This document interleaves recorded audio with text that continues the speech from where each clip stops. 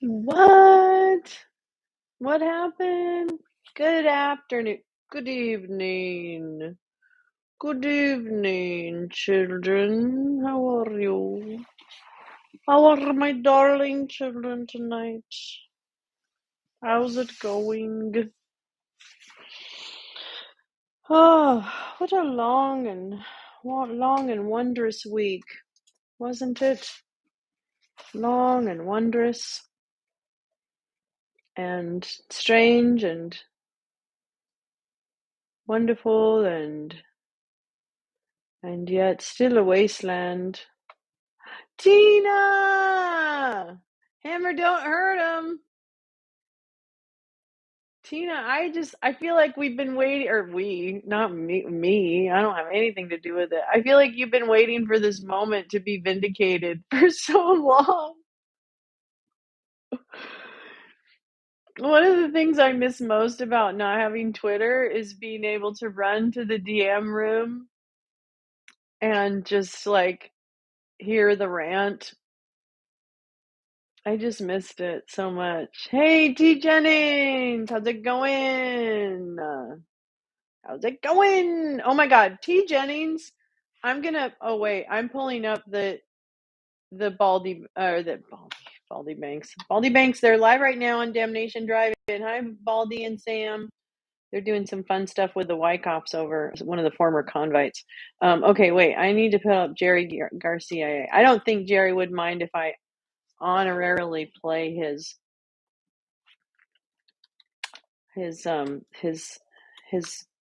joint here. Okay, wait, Jerry Garcia. What's the best thing to? Oh, well, I'll just try it over there. I'll just use that one thing I need to do. And there he is. There he is. I'm subscribed to him. I don't know what I'm thinking about. I'm gonna add to queue because I wanna play your. Oh my God! How.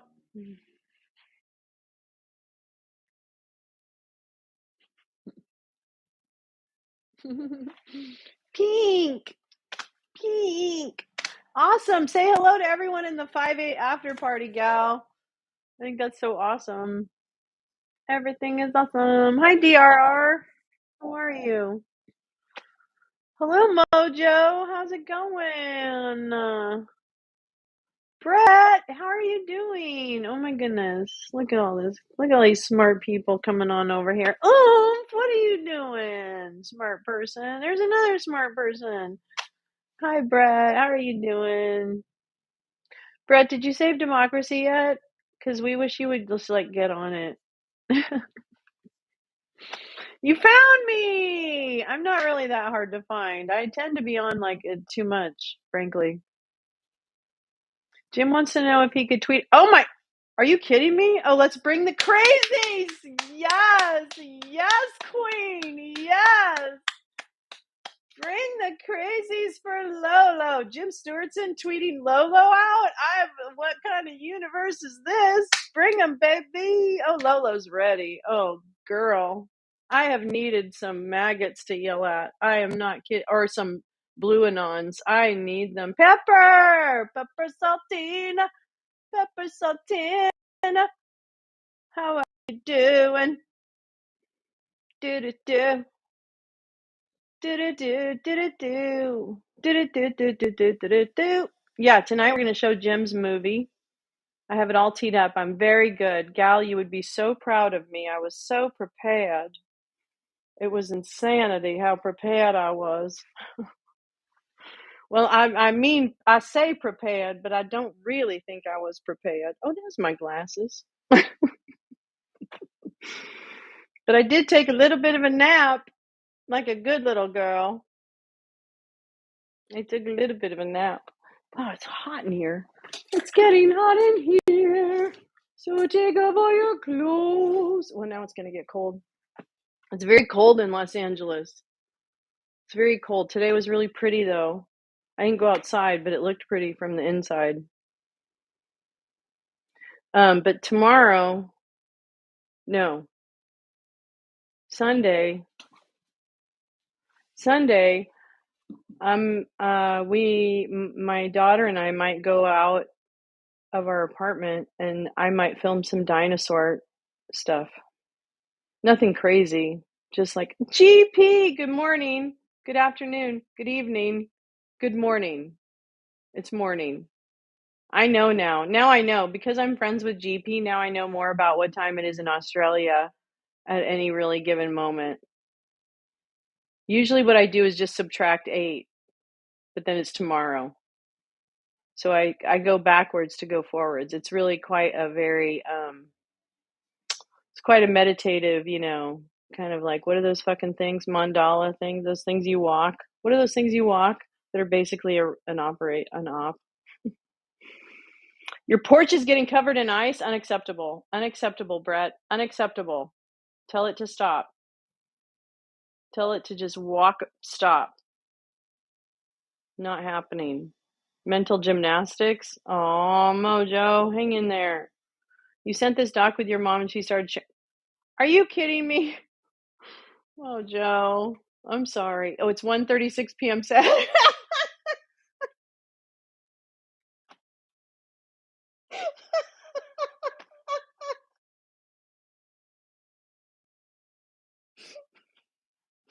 I kind of like the fact that I was really, really confident that if I subtracted 8 hours from what it is right now, that it would be the time in Australia, but like tomorrow morning. I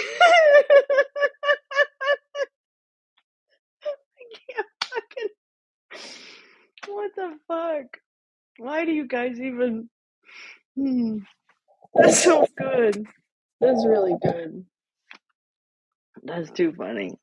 Tina, we had tornadoes. No, no, no. I'm sorry. I'm sorry. No tornadoes. No tornadoes. I'm really gonna have to pay attention. I'm gonna have to I'm gonna have to Google things more often before just assuming that they're true. I think the whole right wing monitoring of media has really gotten into my psyche a little bit. It is tomorrow over there. Yeah, it is. It's tomorrow. Right. We're supposed to get several inches tonight.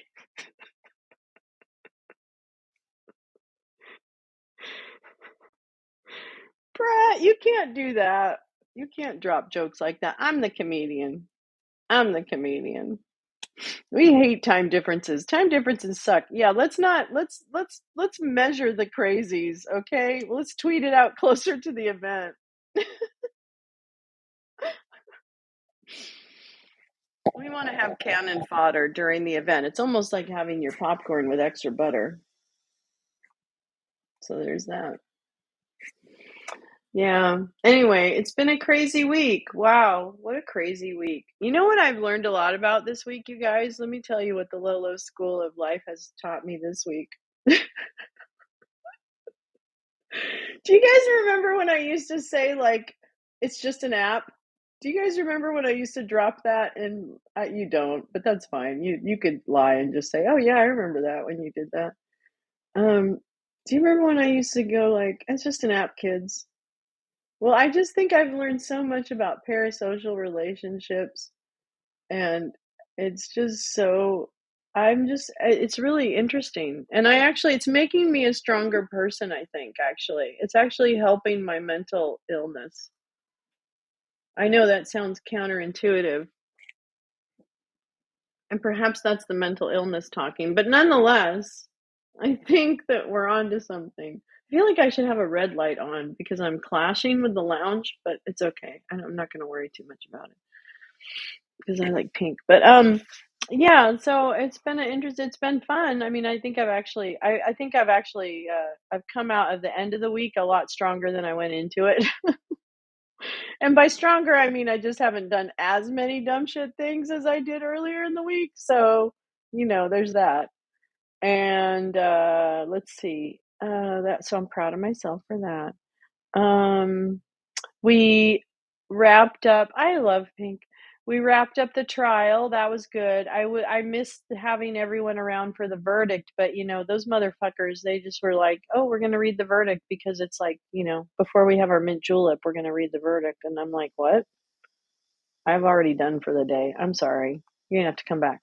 Anyway, so we kind of missed that. It was kind of a bummer. But we got some really good closure this morning with the speech by the judge, which I thought was an amazing speech about the lack of equality and justice, and the fact that Murdoch himself had tried cases in here where defendants had gotten the death penalty for crimes far less than what he had done.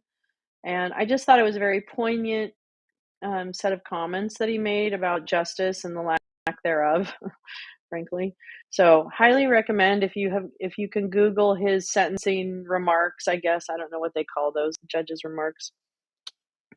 I thought they were very, very, very good. I thought they were very good.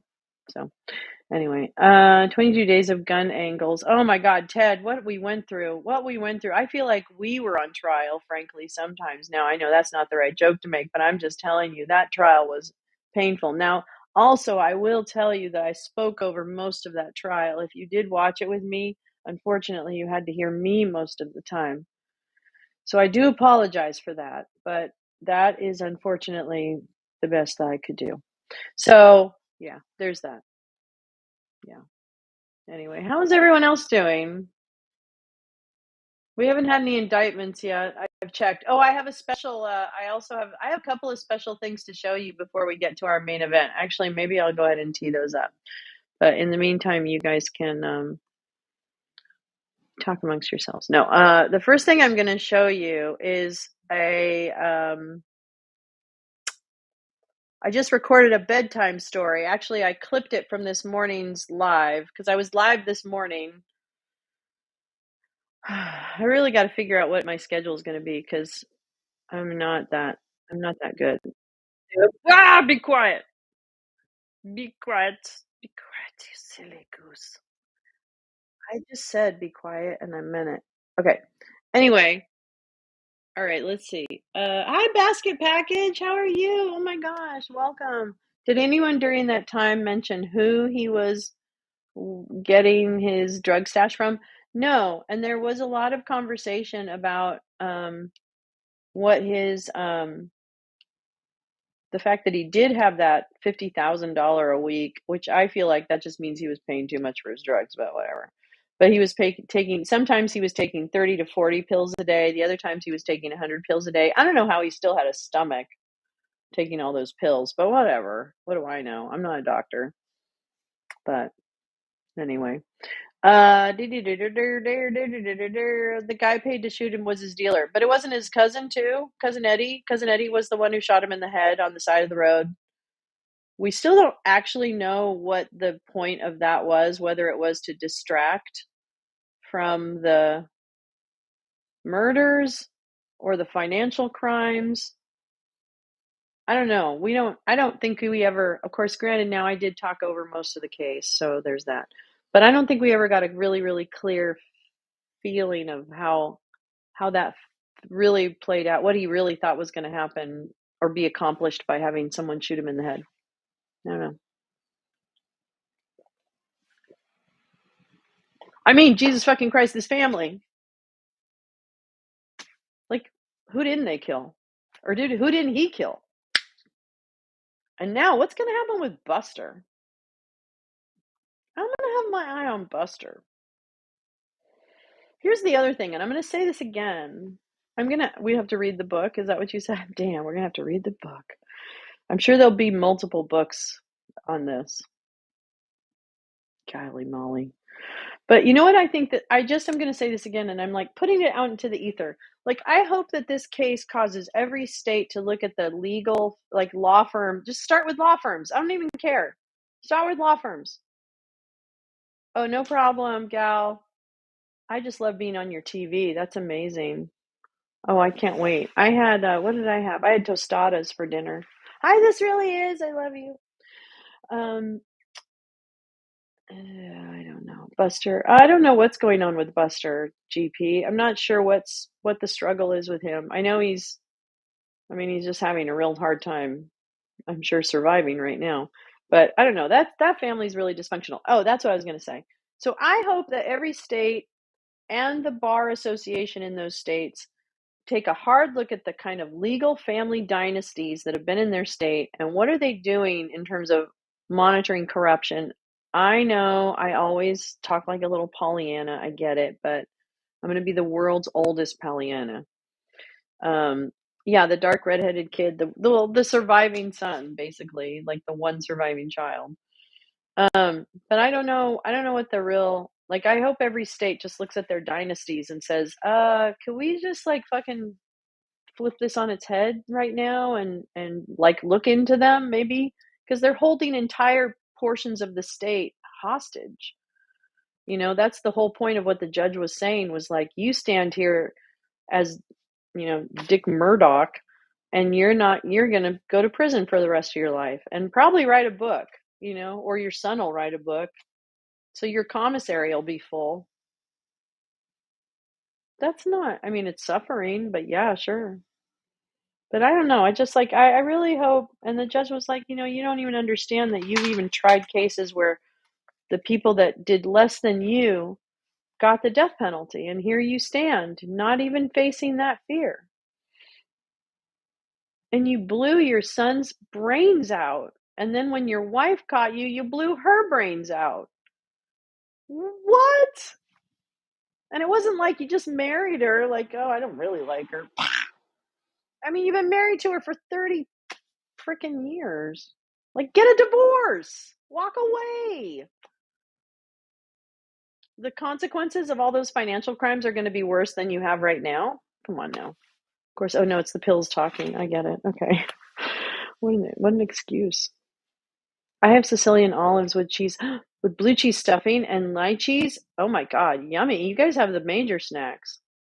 Work camp like Chrisley. Oh my God, that's crazy. Men are fragile. Men are fragile. Okay, so I'm going to show you, first of all, some footage from some of the art that has come out of the convoy denouement, as I call it, which is all the dust is settling with the convoy, all of the this and the that and the there. But out of the ashes of the convoy are emerging some of the art that some of the resistance have created. And so I'm taking a little bit of a risk by playing Jerry Garcia, his video here, but we actually have the guitarist in the chat, T. Jennings, on guitar in the piece I'm about to play. I'm so proud of him. I adore both of these men with all my heart, and they are my brothers. I love them. And so I want to play for you the FU guy, fuck you guy versus TPC, which stands for the People's Convoy, which was the group of morons that drove across the country 3 times, managing to get smaller every time they did. The cameraman is one of the chuds that is yelling at this guy. This guy with his finger in the air is a resident of DC, and he is trying to tell the live streamer and the rest of the truckers to get the fuck out of his town. And it's just great because Taylor Jennings and Jerry Garcia set it to music. And I can't think of anything better than that. So here we go. Enjoy it.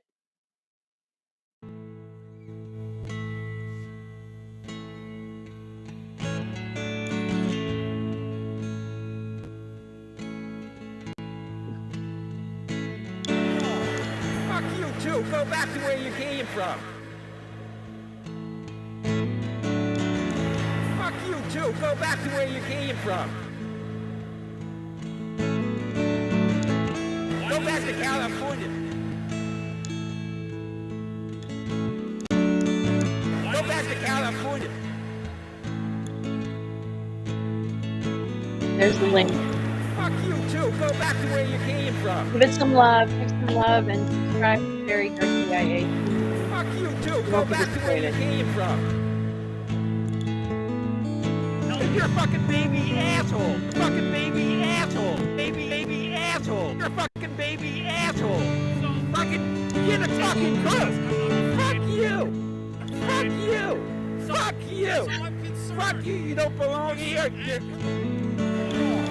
Fuck you too. Go back to where you came from. Fuck you too. Go back to where you came from. Fuck you too. We Go love back to both where you you guys. came from. You're coming here to cause problems. Fuck you too. Go back to where you came from. Hey Jenny, this guitar is so great. No, I think you have a wrong idea of what America is about. Cause you're a fucking baby asshole. Fucking baby asshole. Baby asshole. You're a fucking baby asshole. It's racist bullshit. That's why. That's why. That's why. That's why. Why? Yeah, I'm angry. I'm angry at people like you. Go fuck yourself.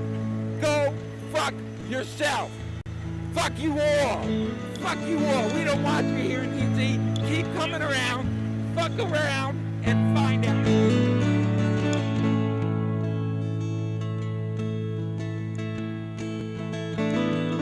You're a fucking baby asshole. Fucking baby asshole. Baby asshole. You're a fucking baby asshole. You're a fucking baby asshole. You're a fucking baby asshole. Baby asshole. You're a fucking baby asshole. Hey Hot Mess, how are you? You guys are fucking babies. Welcome. Good to see you, girl. Storm the beaches of Normandy. You're a fucking man. You're a fucking child. No, I'm not. You're a fucking idiot. No, yes, I do understand what America's about. You don't fucking get to tell people what America's about. You think you're the people? No, you're a bunch of fucking fascist, racist assholes. That's not freedom. Freedom without responsibility is fucking childish bullshit. That's what you don't understand. No, fuck you. Fuck you. Say it louder. Fuck you too.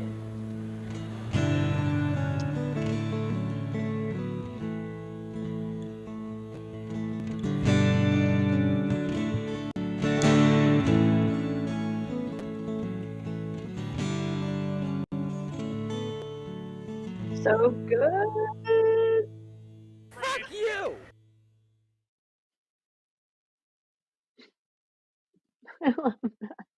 I love that so much. You guys are so great. Standing ovation. Standing ovation. 9 minutes of that guy going off. That's right, T. Jennings. 9 minutes of that guy going off on Jizzy. That's amazing. Oh my God, Jerry Garcia, that is some fucking amazing editing, my friend. Congratulations. And T. Jennings, that guitar is fucking lit as fuck. All right. And then also I have another little recording for you, my darlings. Another little clip from this morning. Another little clip just from this morning. Very fun. I did a little bedtime story for you. Just a few minutes. It's about 6 minutes. I think you can probably handle it, darlings. Don't worry. Just enjoy it. It's kind of funny. Sort of, maybe. I don't know. You know, I just do them and I don't know if they're funny. Talk about EPAC, and maybe there'll be some indictments to talk about. You never know, that could happen. There could be a lot of indictments today because it's Friday. And frankly, I feel like Smith has called in a lot of the little mini subpoenas that he had to do, and I think that's what now he has to do. Like, he has to go. But you know what could happen, you guys? Let me tell you what could happen. I'm going to follow those little girls and aunts that talk about this stuff all the time. And I'm going to tell you what could happen. Okay, so just close your eyes for a minute. And tomorrow we're going to watch some of CPAC together, right?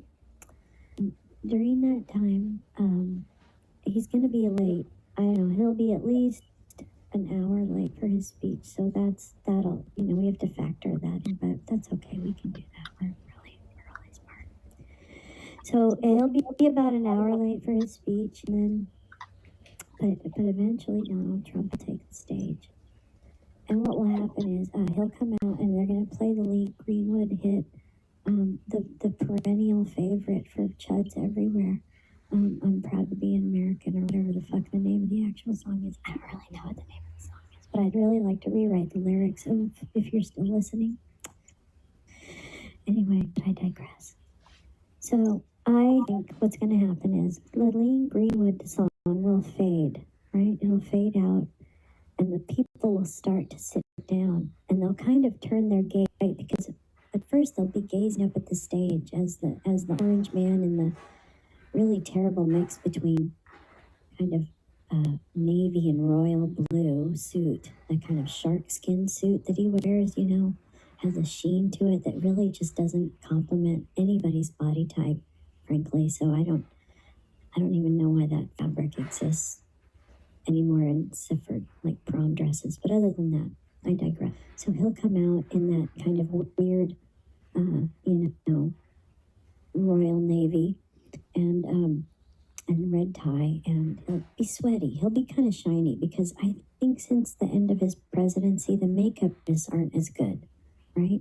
So I think that'll happen. Okay, so he's kind of coming out on stage. Lee Greenwood is singing his song on tape, of course, because I don't think Lee Greenwood even knows what day it is. But anyway, so here he comes out on stage, standing there at the podium and on the tip of the penis, because the CPAC stage is shaped like a penis tip. And so he'll stand on the tippy tip of the tip. He'll address the crowd. And as the patrons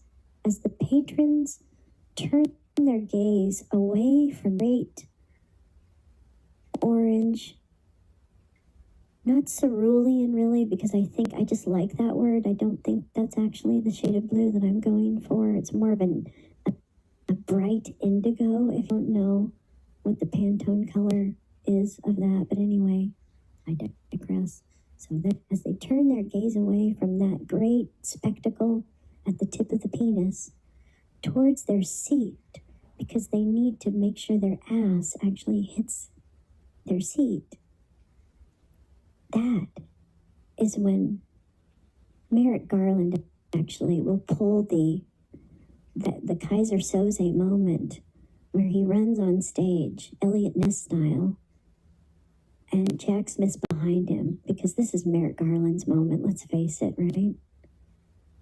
And Merrick Garland pushes him up against the podium roughly, and it startles the great spectacle. And he's pushed off his feet forward into the podium that doesn't move, strangely, because you'd think with all that weight behind it, that thing that would fucking fall like a pine needle, which is, by the way, how Mike Flynn smells. But then Merrick Garland, would roughly take the arms of the spectacle roughly behind him, and he'd end up having to use 3 sets of cuffs. You wouldn't think so just by looking at him, but indeed that's what ends up happening. Just at that point in time, because Merrick Garland really runs like the wind, the crowd is looking up from taking their seat only to see the spectacle shackled, sweating, forced to his knees in front of them. And at that moment, the great haze is over. It's like the blip in those Marvel movies. Everybody comes back and realizes that the emperor has no clothes. So that's how I think Saturday's gonna go.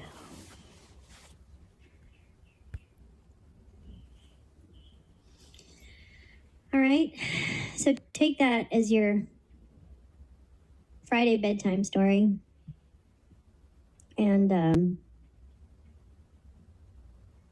we'll go from there.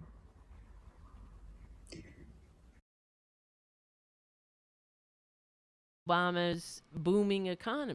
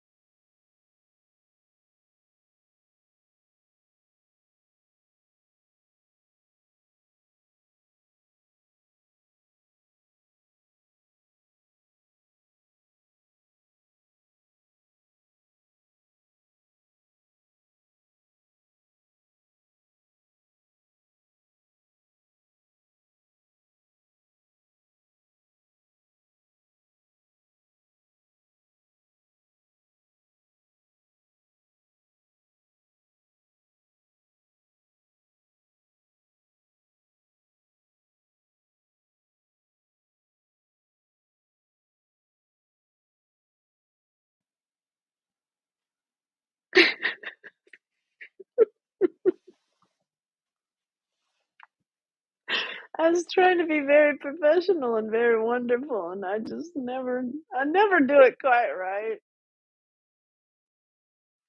Is there a kitty inside the lit cave? Oh, how precious. I'm sorry, everyone. I'm an idiot. But that's kind of maybe just a little teeny part of the reason you might show up, just to see.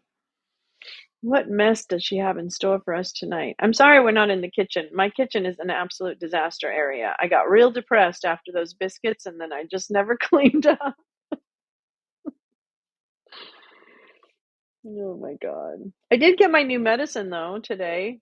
I had to get my car fixed. I know nobody lives in Los Angeles, but boy, I sure wish you guys did. I need a body shop, and I do not know how to choose a body shop. I just don't know how to choose one. Does anyone? Well, I mean, no one does have any. It's fine. Anyway, yeah, I got my new medicine. I got a sample because you have to have it mailed to you. You can't just go to a pharmacy and get it. Cosentix doesn't have my name on it because it's just a sample. Cosentix. I took it. I don't feel any different. But I actually do think this is the best. This is one of the good medicines. You know, you have to make your way through like 7 kind of mediocre medicines before you get to the good stuff. They want to make you pay. They want to make sure you have arthritis. Do you really have arthritis, you knucklehead? You look okay to me. So what's going to happen tonight is we are going to watch Jim Stewartson's documentary, American Mindfuck. The QAnon documentary they don't want you to see. It's about 45 minutes. I want to wait until the folks come over from the 5/8 after party. Give them a chance to come in if they're going to. If they're going to go have brick-fired oven pizza and beers with their new boyfriend, girlfriend, or partner, then that's probably the better option. I'm going to be real honest with you. Brick-fired oven pizza sounds real good right now, and you know I don't drink beer anymore, but if I did, it would sound really great. So anyway, no guilt here. This is always something you can watch after. Thank God. But anyway, so yeah, I don't know. Everything's okay. I'm glad you stopped in too. Thank you for stopping in. I know I don't have like as organized a show as some of our wonderful friends, like the folks on 5/8 or RadPod. RadPod's another one. All the people I love are in my about page on my page. Actually, I'll take you to it. So I want you to make sure that you are subscribed to everyone that is so amazingly wonderful, because we love them and we love them, and I want to share. Yeah, we try to be relaxing. J-Rants! We try to be as chill as we can, DRR. It's not, we don't always achieve it, but sometimes we try. That's just kind of the vibe. I have to get high here in a minute. But anyway, here's my page. Here's my page. Oh my God, he's so cute. And then if you go down my page, look at this. Oh my God, what has she got here? Look at this little clever girl. Look at this clever girl. So if you go to my page, my channel, I have political hookups, the 5/8 Rad Pod. I like me some Hal. That's T Jennings' fault. Midas Touch. You gotta listen to them because they got Popak and all those guys, and they have this one woman who's a former prosecutor, SDNY, I think. She's really smart. Tony Michaels, I just really like him. I used to hang out with him on Spaces once in a while, and I really loved him, and his podcast is great. And Gabe Sanchez comes on his show, and he's a hilarious comedian. You gotta watch Vice once in a while because the cool kids do. So that's it. Oh boy! But then I get into my less cool things. Except for Timothy Snyder, he's kind of hot and he's a really great historian. I love me a good historian, absolutely. And then I like gaming, so I like Foosley and I like Valkyrie and I like Critical Role because I like watching D&D players. And these guys are all voice actors. They're amazing. If you want to watch people do D&D, I highly recommend Critical Role. They're so good. And then I like cooking porn, so I have this, and I've got these guys, and I've got Julie Child, and then I have these guys. This guy's amazing, Yummy Boy. He shows all these videos of food being made on like street food and stuff. Oh my God, just so great to throw it on there. Then I love camping, AB camping. I love this guy so much. He's in New Zealand and he has a dog named Bruce. His name's Tony. And one time we interacted on Twitter and I just about lost my shit. Anyway, but now I'm not on Twitter, so I can't interact with him. But I love his videos. They're amazing. Karen and Nate are too cute. They're actually too cute. I mean that in the negative. But they actually do van life all over the world and they have some really cool videos. And I just love these two and I'm really hoping that they're not having marital issues right now because I got really scared a couple weeks ago. But I think we're out of the woods. They go to Disneyland down here in LA and I love them so much and I can't wait to go to Disneyland because I'm going to interact with them and I can't wait. Another one, Entertainers, Joe's Pub in New York is the most amazing place on the face of the planet. I love Justin Vivian Bond and they actually just added another show for Machine Dazzle. And so you have to go see Machine Dazzle if you're in New York on March 8th. I think he has a show tonight. No, he's a show tomorrow. And Tomorrowland, I love techno music and dance music. I'm sorry. I admit it. I'm sorry. I'm weak. I get it. Anyway, I'll come back and take my lumps from all of you. Yeah. Anyway, so go there. I want to, J Rants. Okay, J Rants. No, listen. Okay, stop it. Okay, J Rants. J Rants. I really want to do a D&D game, please. Because my daughter does one, but she does one with cool kids, and of course they'll never let me in, and nor do I think they should ever let me into their game, no matter how much I protest. I really want to do it. I really want to do it. I know you're busy, like raising an actual child, but I would really like to do it. Okay, I'll message you in Signal. Let's fucking do it.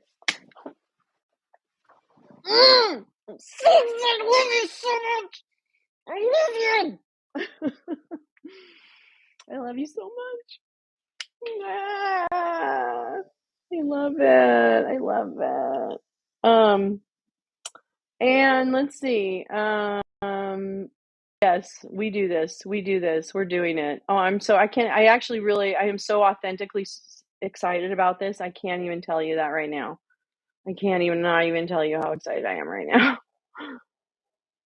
This is on my bucket list. It really is. And I wanted to do it with people who get me, like I don't want to be the granny that just walks in on the cool kids and says, "Hey, can I sit down and be in your game?" And they're like, "No, get the fuck out of here. Try harder." Okay.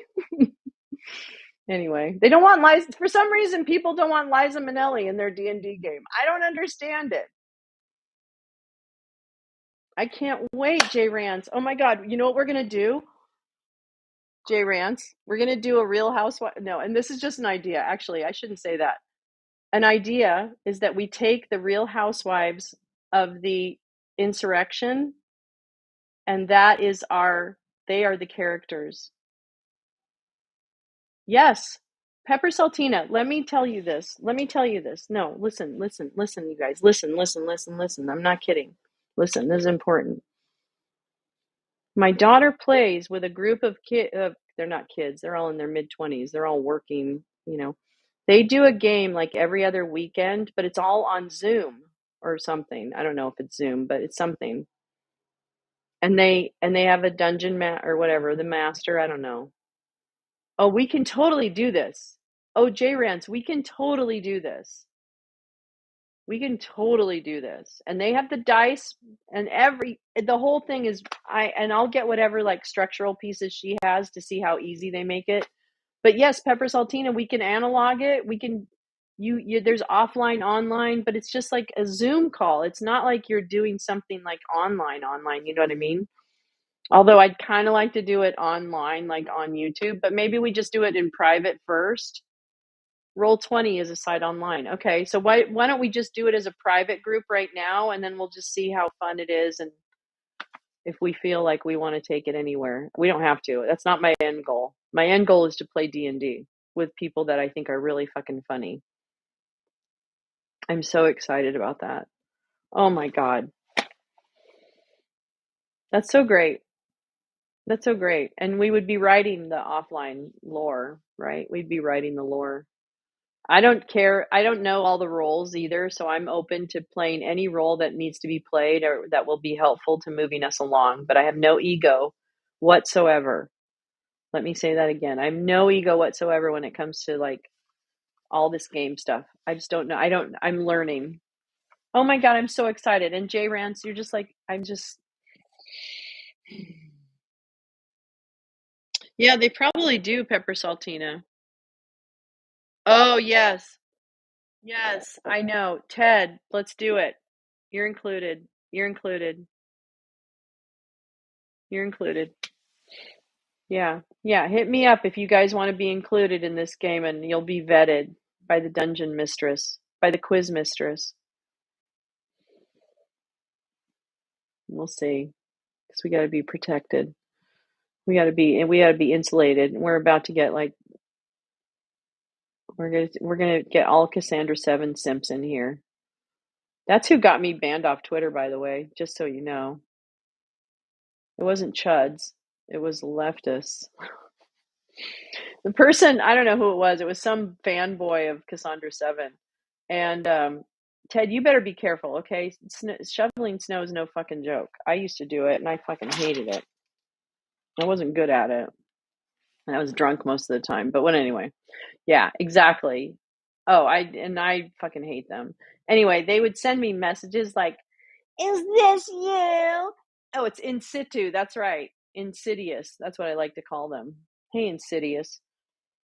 Is this you? Is this you? Is this you? I just love people who like think they're scary. You're on an app, dude. You're on a fucking app. They're just so dumb. Yes, we can schedule a phone call. Yes. Yes. Yeah, I totally need scheduling. Yes, I'll signal you. I'll signal you. Oh, I don't have my long sleeves on, but you guys, I figured out the little hands with the long sleeves, and it's so funny. This morning I did a lot of little hand stuff on the feed, and it's very, very funny because I had long sleeves on. So highly recommend. I'll probably clip some. Actually, I'll clip some. Yeah, well, you should be blocked from that because she's a very sensitive girl. She's a little oversensitive, if you ask me. Who would be scared of Lolo? Why am I so scary? Why I wouldn't hurt a fly. Wait, what is that? Oh, I did that. Remember, you guys, I did that voiceover on Congress that one time. That was really funny. Where's my other little hand? Oh, oopsie. I have the shark.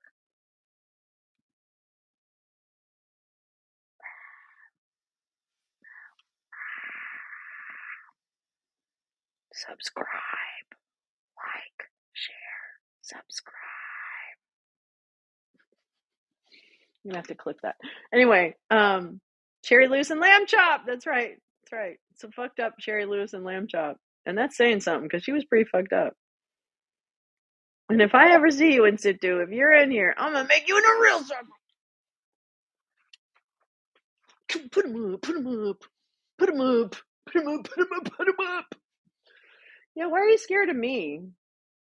Because I'm funny and pretty. Am I funnier and prettier than you are? Only one hand.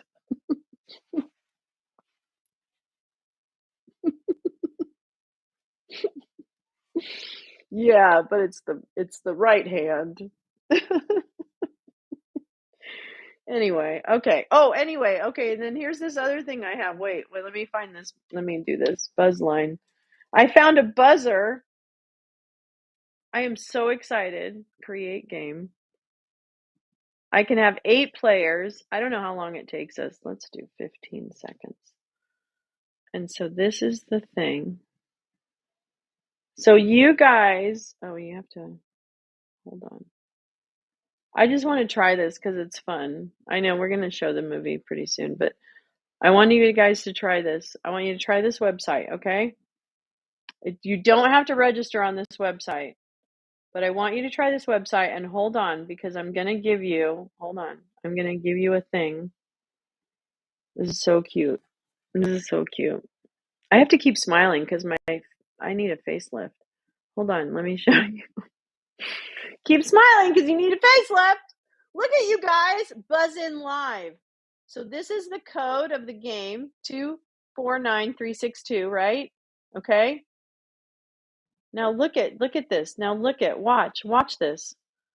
So if you guys, we are going to watch Jim's movie. I haven't watched it either. Actually, I think I've watched part of it. That's not true. But anyway, you guys, if you click that link and you enter this number, the number up here, wait, where is it?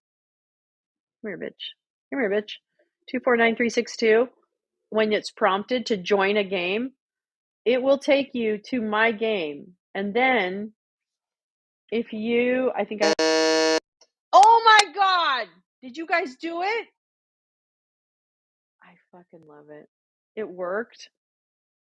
I so love this. Oh my God. Clear buzzers. Wait, oops, no. Oh, come back, come back. No, come back. Oh no. I don't want to do that. I want you to come back. Oh my God, I love that. And then it shows me who the first person was, right? Oh my God, you did it. Oh, you did it. You win.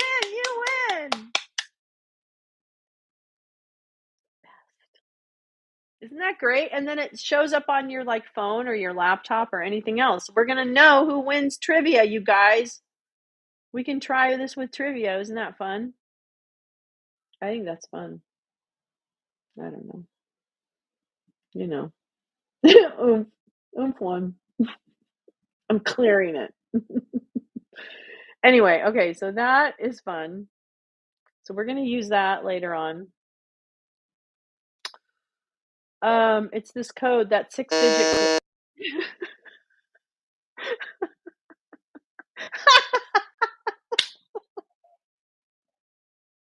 Do you guys hear the buzzer? Do you guys hear the buzzer? I know you don't have to keep well, you do actually. There's not like a score keeping thing. It's just a buzzer.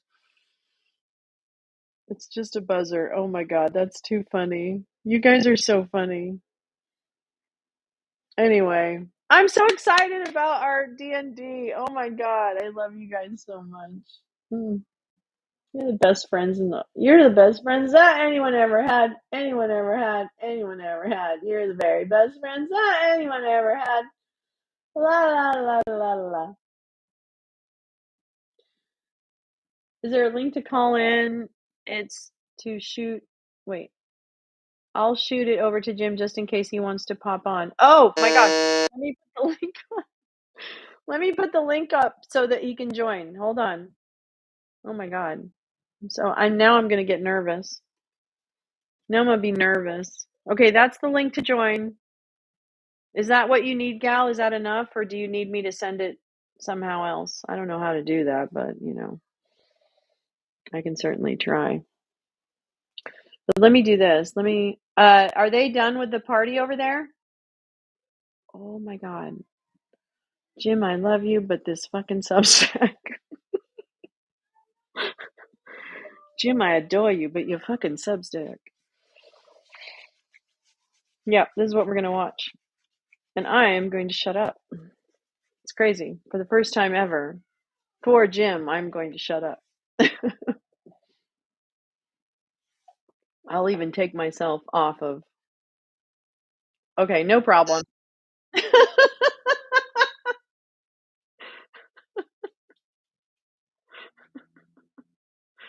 You have to name yourself some TJ.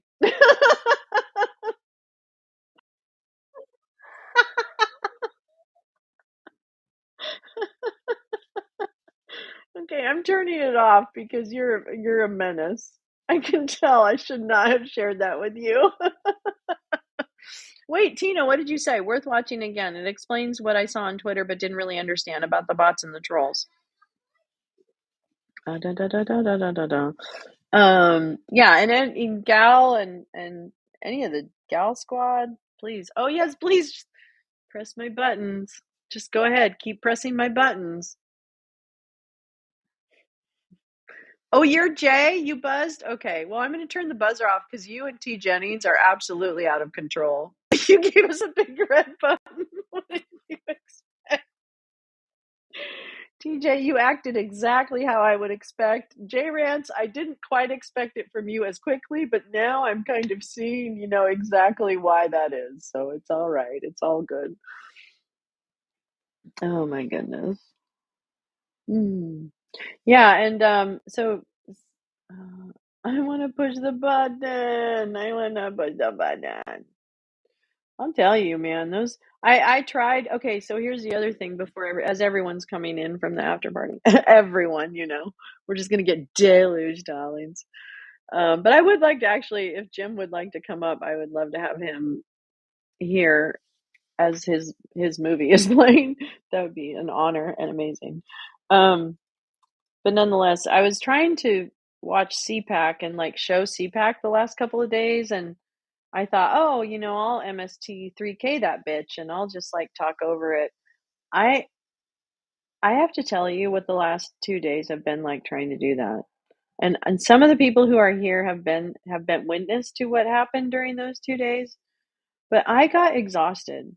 You cannot talk the jokes, you cannot spit the jokes fast enough to speak over these morons. It was incredibly ridiculous. Yes, Jim is very handsome and very smart. I am routinely very creepy to many of the heroes of the right, or the left against the right. So I am definitely always creepy. I'm always creepy. So it's okay. You're okay. It's okay to be creepy here because we promise never to bother Jim or any of the other people that are fighting the right-wing extremists and some of the left-wing extremists, frankly. Yeah, I don't get them at all. But anyway, I digress. So the other thing I'll say while we're waiting is that I have to play this. I'm sorry, I'm going to play it again because it's my show and I get to do it. I get to do what I want to do. Now that doesn't mean that anyone stays for that show, but that's the risk you take. That's the risk you take. But I am going to play. I'm going to play it again. I'm going to play our hit song because Oomph is here in the chat, so you can congratulate the amazing songwriter, Oomph Cavalrest, your very self, because he is sitting in the chat right now. I think. Maybe not. But anyway, here it is. Our newest hit. It dropped this week. The album is forthcoming. We're working on a couple of new songs right now as we speak. Kind of, sort of. I might be kind of overstating how far we've made it on those, but whatever. Okay, so Don't Fall in Love with a Streamer. Lyrics by Oomph Cavalrest. Vocals by Oomph Cavalrest and Lolo. And I'll say it again in this video. I'm so sorry. Damn it.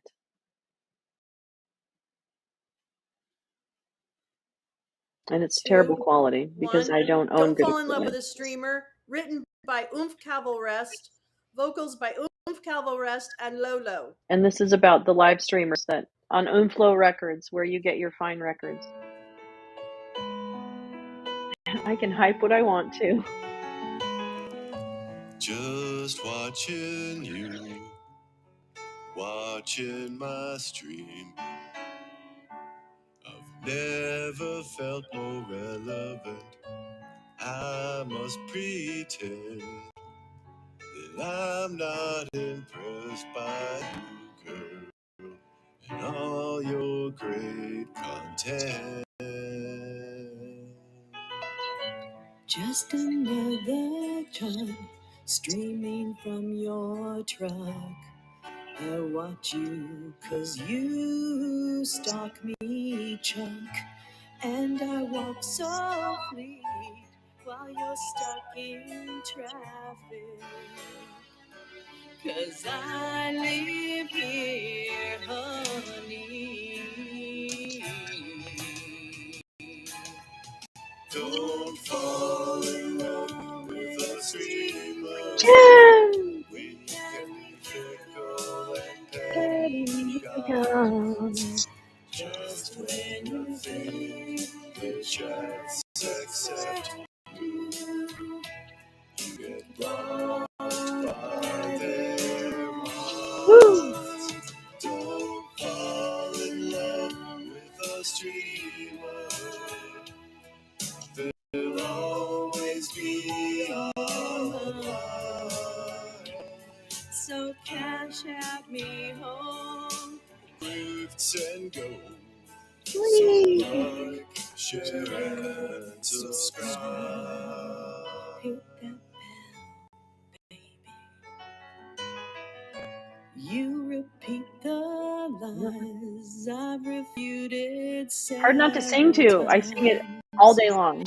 At some point, staying ignorant won't do. How else could I hope to turn your gaze my way? I'd join Antifa for you.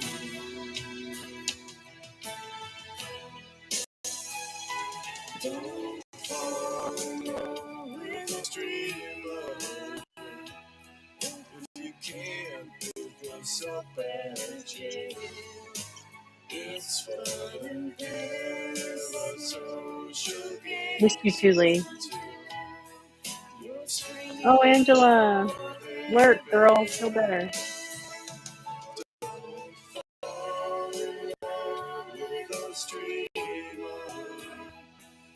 Streamers be right. So grift and go, oh, cash at me home. Like, share, Share and subscribe. Yeah, subscribe. like, share, and subscribe to me, baby. Don't forget that cash out.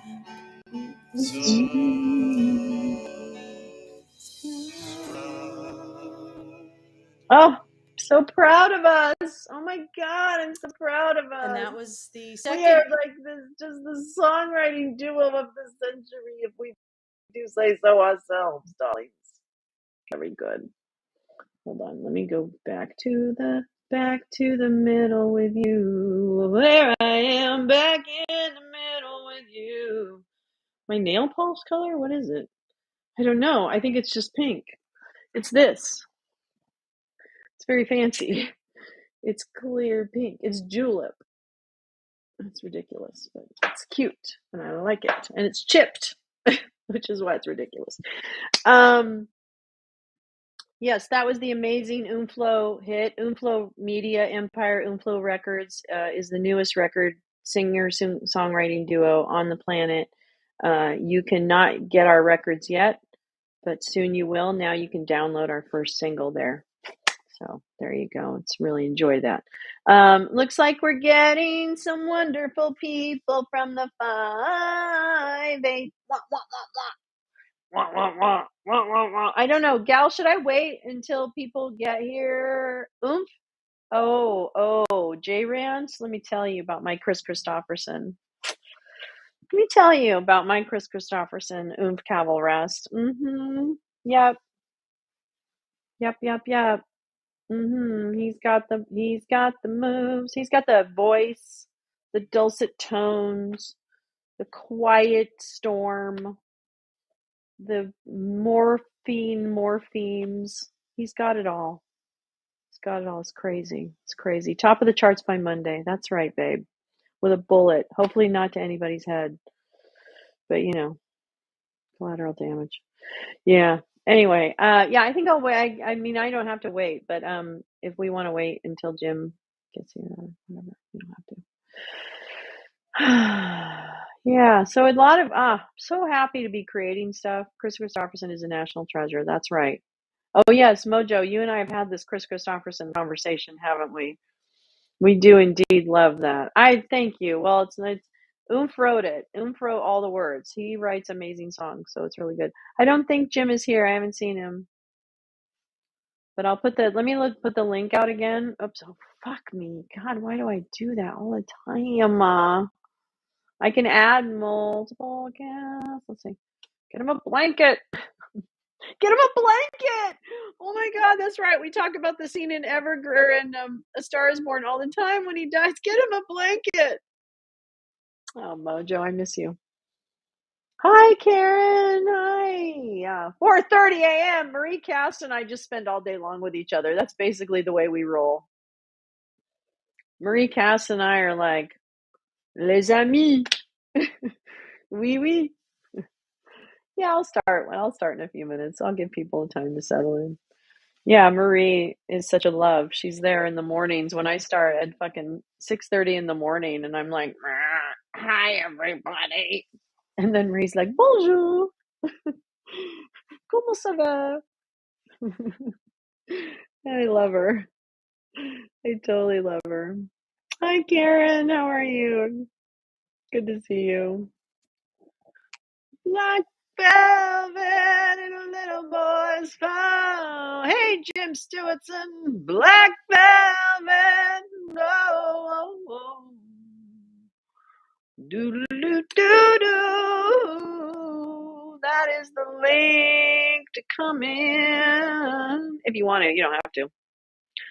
No problem. Whoa, whoa, whoa. This feels like a real interview, Jim Stewartson. It's like a very good and special Jiminy Glick. Welcome to Jiminy Glick.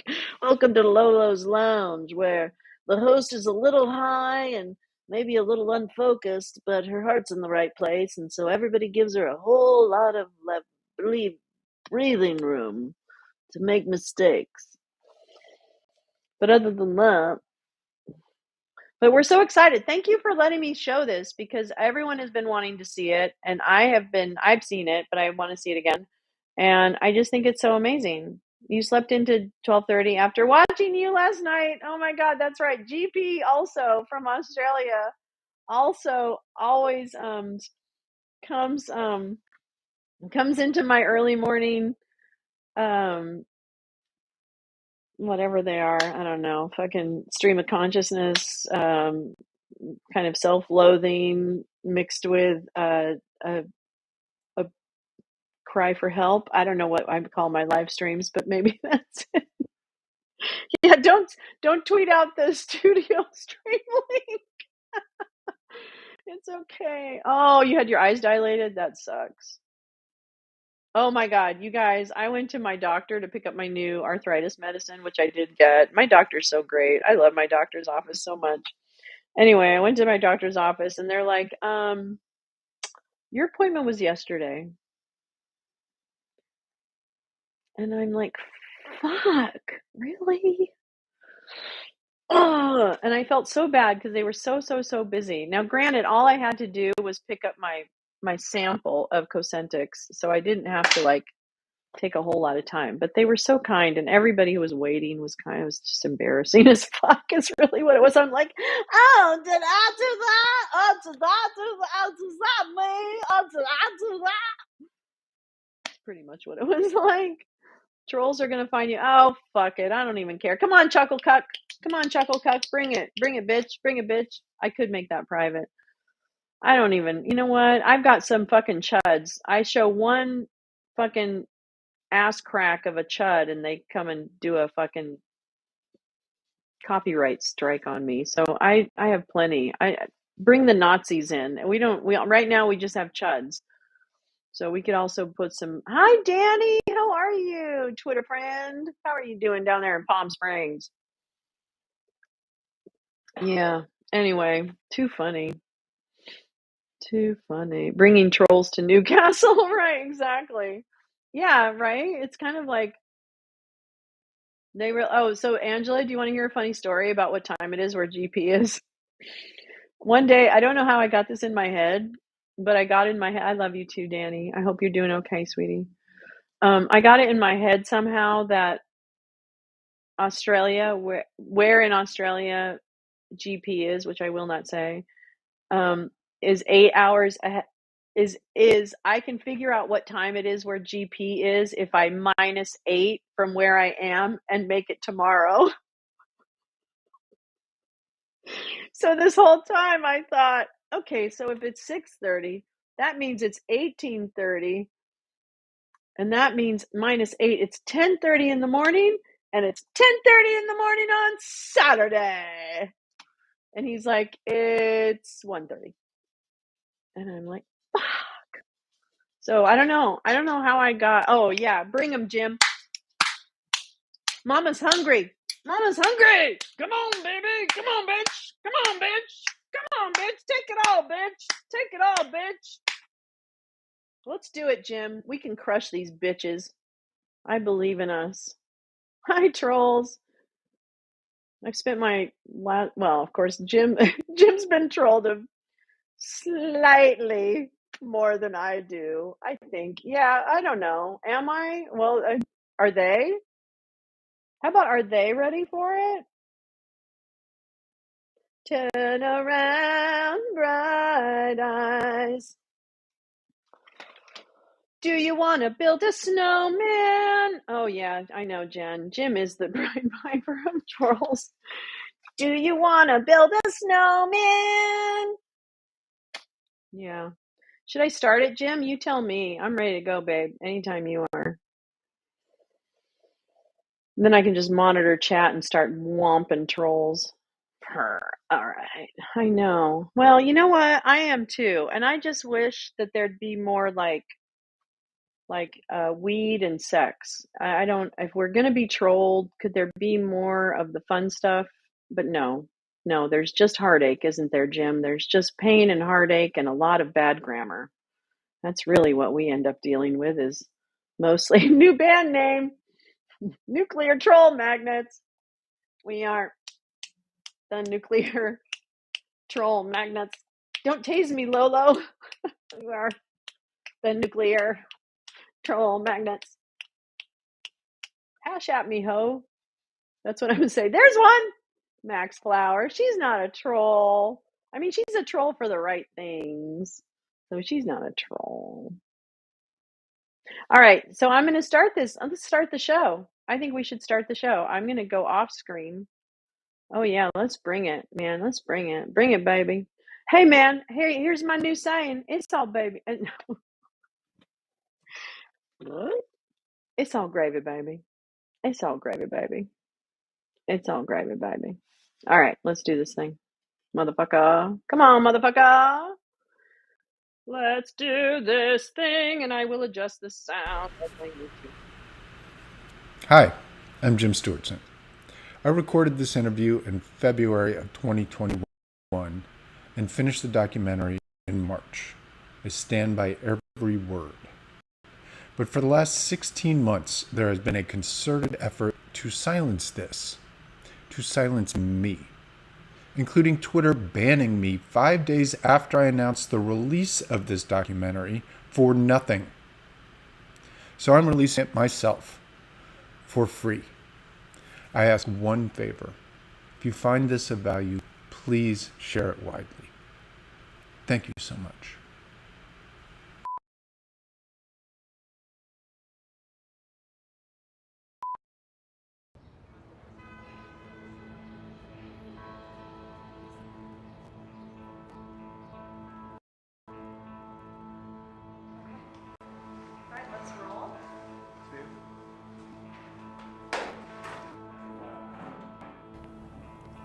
There's a Voltaire quote.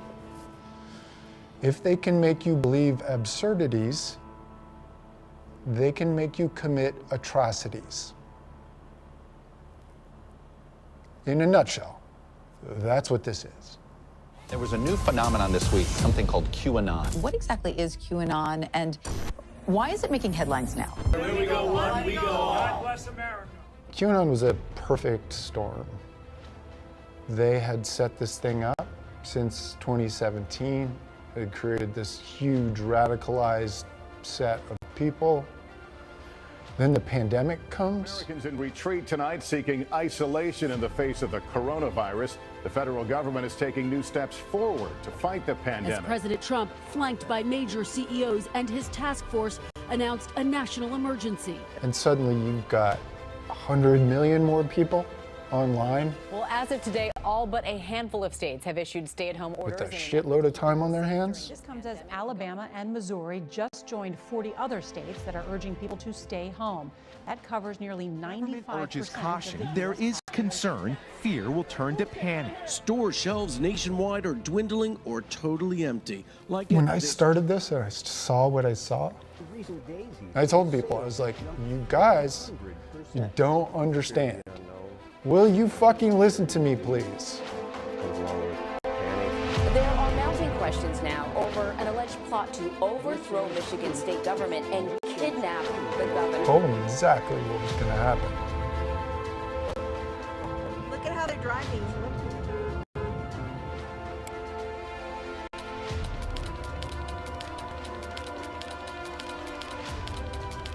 Thank you and God bless you.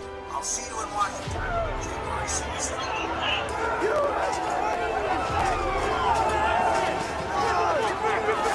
But it was difficult to be that crazy guy.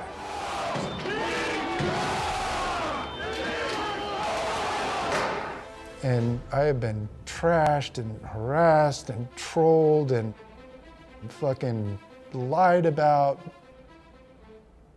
because no one wants to hear this. So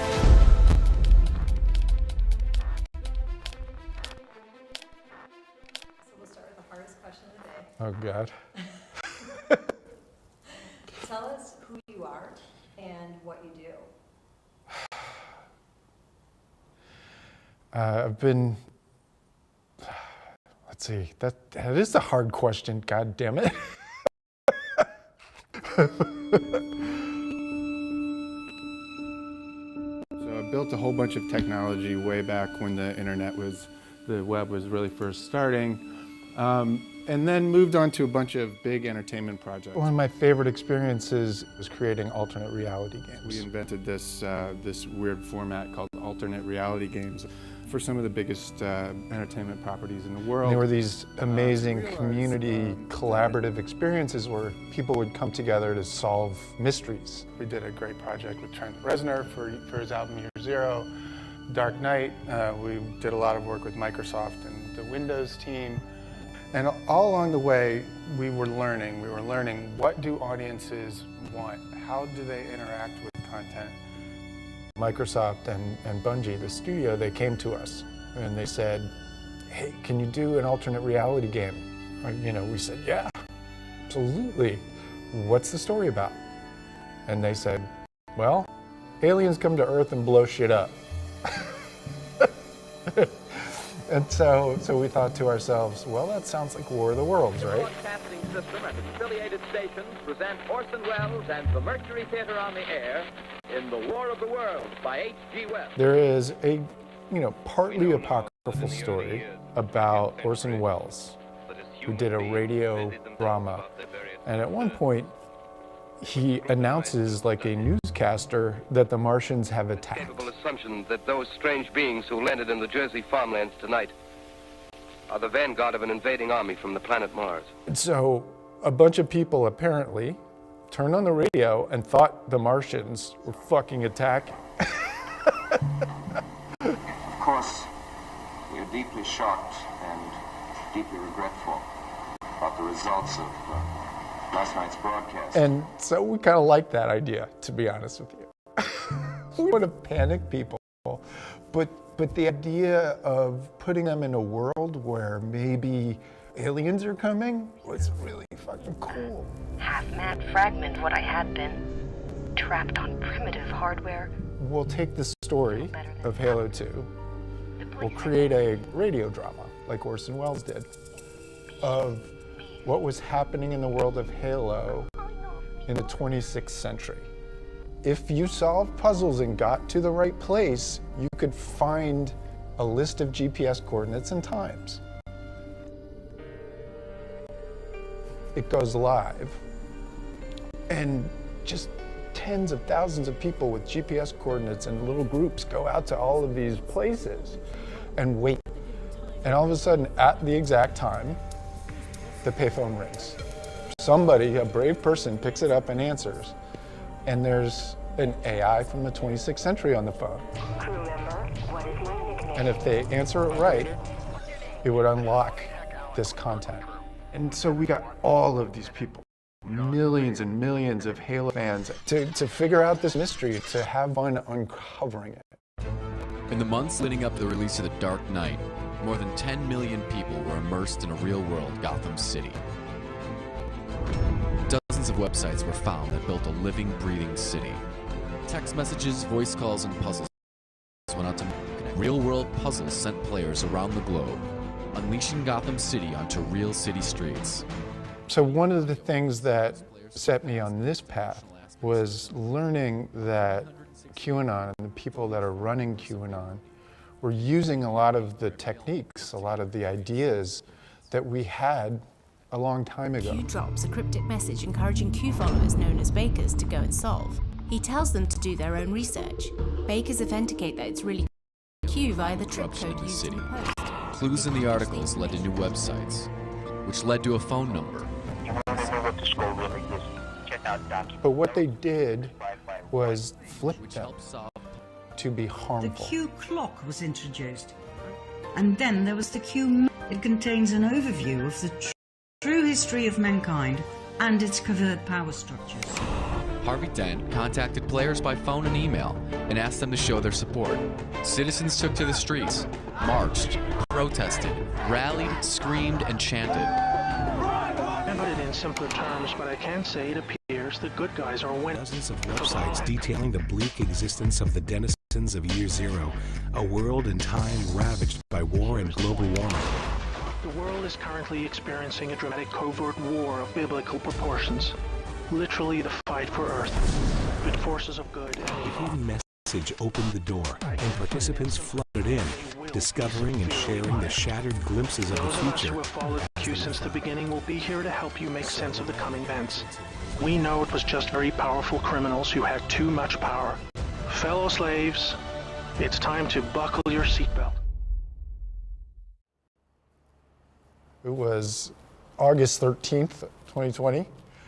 I ran into this account called Praying Actress, and it had this weird thing. It had Joe Biden's website on it. And at the top it was like, my God, red alert, Antifa.com goes to JoeBiden.com. And I was like, what? And I sure as fuck, I typed it in, Antifa.com went to JoeBiden.com. For real. And I was like, wow. As we did, by the way, if you take a look in Minneapolis, when they were burning down Minneapolis. 3 hours later, I have Trump's press conference on. Chanel Rion from OAN, from One American News, gets up We have great cities. in the news conference 3 hours later and says, I'd like to highlight a kind of odd situation. In the last hour or so, if you Googled Antifa.com, it would take you straight to Joe Biden's website, his official campaign website. all they did was manage to get Antifa.com and redirect it to Joe Biden, right? But I was like, wait, QAnon started an op and then it ended up in the White House briefing room 3 hours later. Should Joe Biden, the Democratic Party, Kamala Harris, should they publicly denounce the Antifa as a domestic terrorist organization? They should. I think they're afraid to. I typed QAnon into Google and I got a sponsored ad that took me to the Beginner's Guide to QAnon, which is a series of 6 videos. You will need to reset everything you thought you knew about the world, about the people you trust, about history, about yourself. These videos are designed to be hypnotic. Disaster, famines, and displacement. We have always accepted these things as just human nature, and simply the way the world works. Something inevitable, and due to the weaknesses of human nature that drive us to these actions. This is where we were all tragically They wrong. pick a pace of words, a grammatical flow that is specifically designed to undermine your critical thinking. It is not our nature to fight and be racist. It is not in our nature to rob from others. What you must learn is that it was the criminals all along. Yes, they got power. More power than a criminal should ever have. They rose to the top of media companies that control our news and entertainment. So they use their control of the media to set black against white, woman against man, young against old, Muslim against Christian. They convinced us we were the problem so that we would fight and destroy ourselves.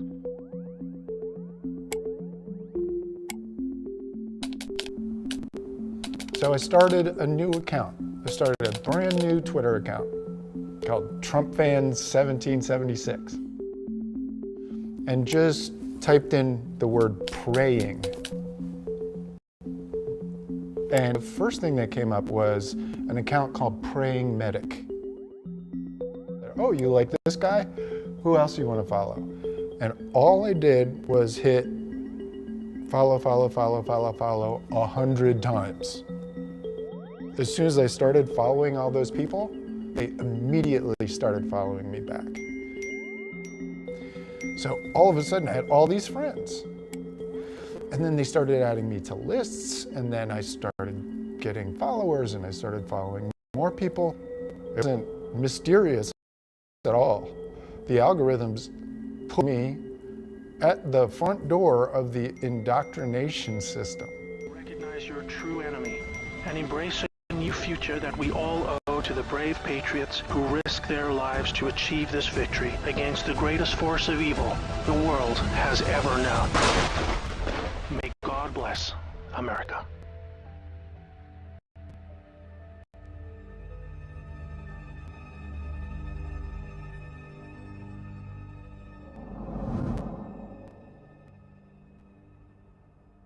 You know, part of the reason why I think QAnon is such a mystery to people is because no one wants to look at it.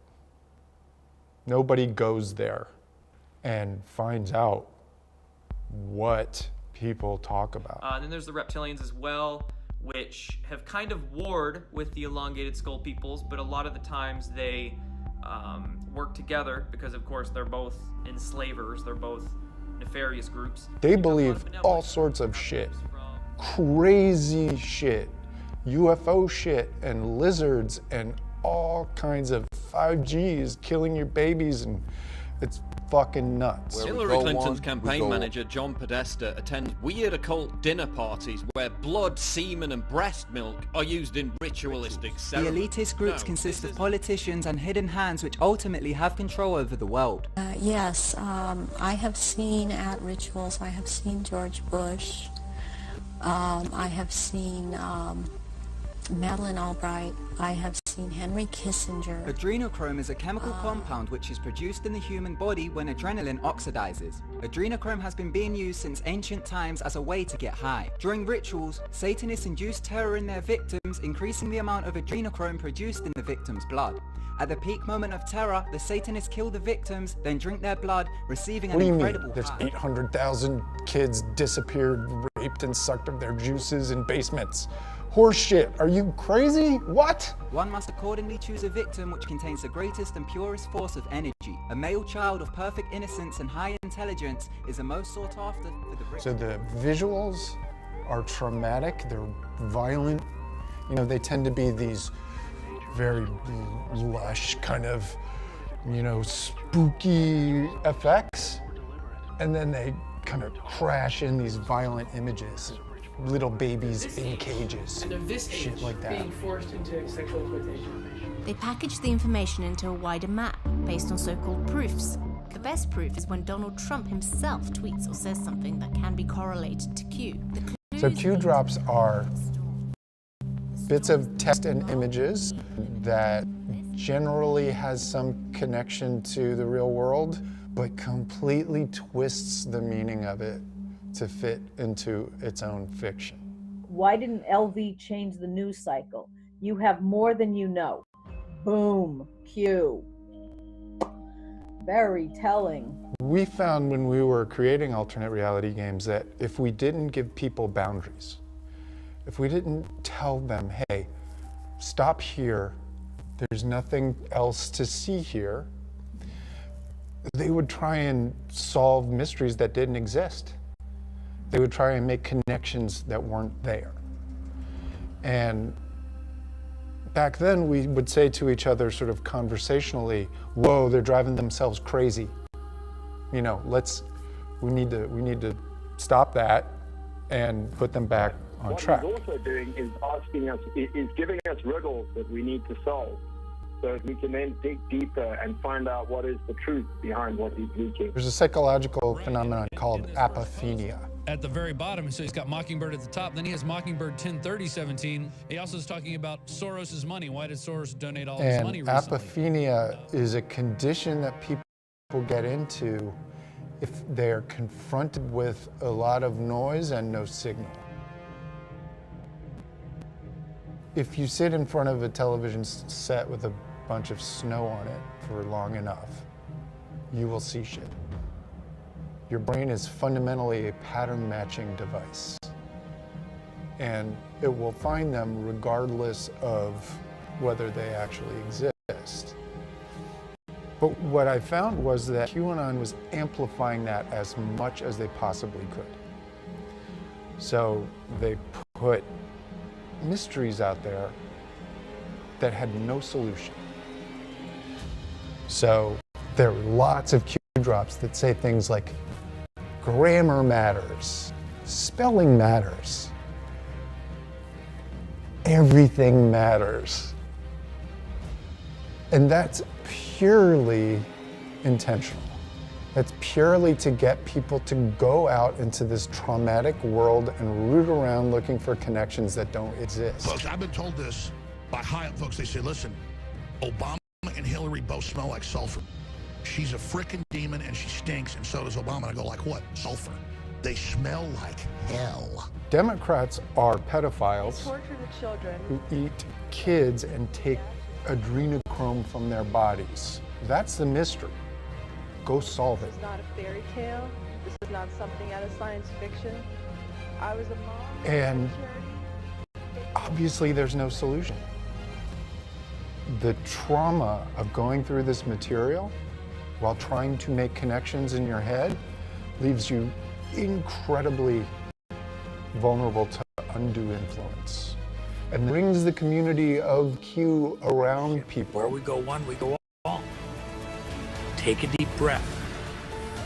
As dark as it may appear, the reality is we've got this. The system, the process changes your brain to make you actually believe this stuff.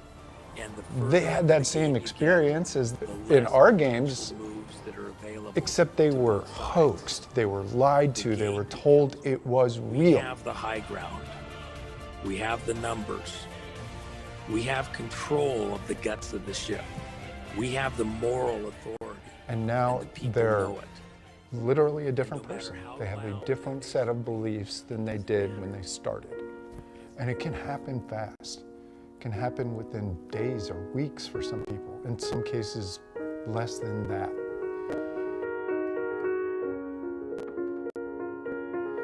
I got angry because they were using my ideas to hurt people. QAnon is a military operation, that's why they're not allowed to. And from then, it was my moral imperative to do something about it. Where we go one, we go all. One of the things that I did, I think, differently than a lot of people, is I went and talked to people. I met Stephen Hassan, who is the world's leading expert on cults, very early on, because I knew it was. I knew it was a cult. Mind control groups have a black and white, us versus them, good versus evil, very simplistic. So you're either on the inside and you have the truth, and you're out on the outside and you're the devil, or this is Yeah, wrong with you. that's what this is. This is an authoritarian cult. It's a movement, man. It's the shift. I can feel it coming. Some call it the Great Awakening. The cult wants people to think of it as the Great Awakening, right? They want people to think of it as, now you know the truth. All cults make you think that. So you don't have any proof of that, that's what you're guessing it is. And you don't have any proof there isn't. It's not a conspiracy. Is it possible they don't believe in bogus information? I mean, let's see. Let's see, Q. Let's see. It's a cult that is indoctrinating and radicalizing people towards violence. So Q most certainly did send me, ladies and gentlemen. Q is the highest level towards of the military. destruction and trauma and division. Biden built the cages! Biden built the cages! Just like the Moonies. Joining in this sacred global wedding. Just like Jonestown. I want you to enjoy the fearlessness that I have, the courage that I have, the compassion that I have. Jones ordered a mass suicide. 914 people were murdered or drank Kool-Aid laced with poison. Your only chance to evacuate is to leave with us. Heaven's Gate was a UFO cult where 29 people suicided themselves because their cult leader told them that when Hale-Bopp the comet came, the aliens were going to beam them up, but in order for you to be able to go, you kill yourself. Patty Hearst, this fucking cult, kidnapped her. 4 months later, she stunned the world with the announcement that she joined captors. How in the world does the granddaughter of William Randolph Hearst become a terrorist? Within a couple months, she was carrying a machine gun.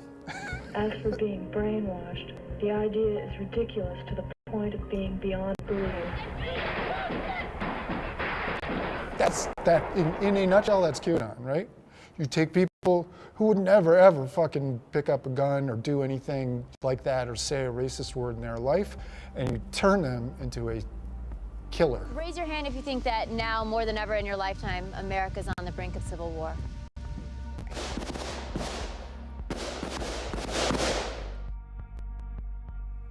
I wrote a piece 4 weeks after I started this called, subtly, QAnon is coming for you and your family. And I did that because I went to Facebook for the first time in, I think, 2 years. It was Invasion of the Body Snatchers. Like, two of my friends said, like, my aunt, mom, my sister, like, I had cousins, I was astounded. That person's smart. That person's not a racist. It can be anybody. The people behind QAnon target people specifically based on their vulnerabilities. Thousands of child molesters were arrested. Trump keeps emphasizing that most victims are smuggled into the country through the southern border. If you were a woman, send them on the pedophile route. If you're an angry ex-military person, send them down the militia route. Like, there are pipelines for this. Do you still believe Osama bin Laden was responsible for 9/11? That he set up Al-Qaeda? He was a CIA agent before he became the enemy. New Age mysticism. So many people who were liberals. Tree huggers. Instagram is riddled with QAnon conspiracies, spread in flashy posts by lifestyle influencers, mommy bloggers, and alternative health pages. And in some 200 cities across the U.S. last month, moms, often with kids in tow, gathered in their main streets, holding signs with QAnon messages. The woman who died in the Capitol, the one who was the first one to go into the speaker's office to try and kidnap and kill her? There's an estimated over 3 million people here today. So despite what the media tells you, boots on ground definitely say something different. She was a normal woman. Ashley Babbitt served for more than a decade in the Air Force before she was killed yesterday as she tried to force her way toward who was led to believe that the thing she was about to do was right. Staunch supporter of the president. She's my only granddaughter. I'm sorry. You know, very early on, I started looking at network maps of QAnon, and it was really well organized. Like topologically, you could just see, here are the nodes of information, here are the distribution, the retweeters around that, which goes to a second layer, which then goes out to everybody else. It has every single component of PSYOP, a psychological operation. Somebody is doing that on purpose.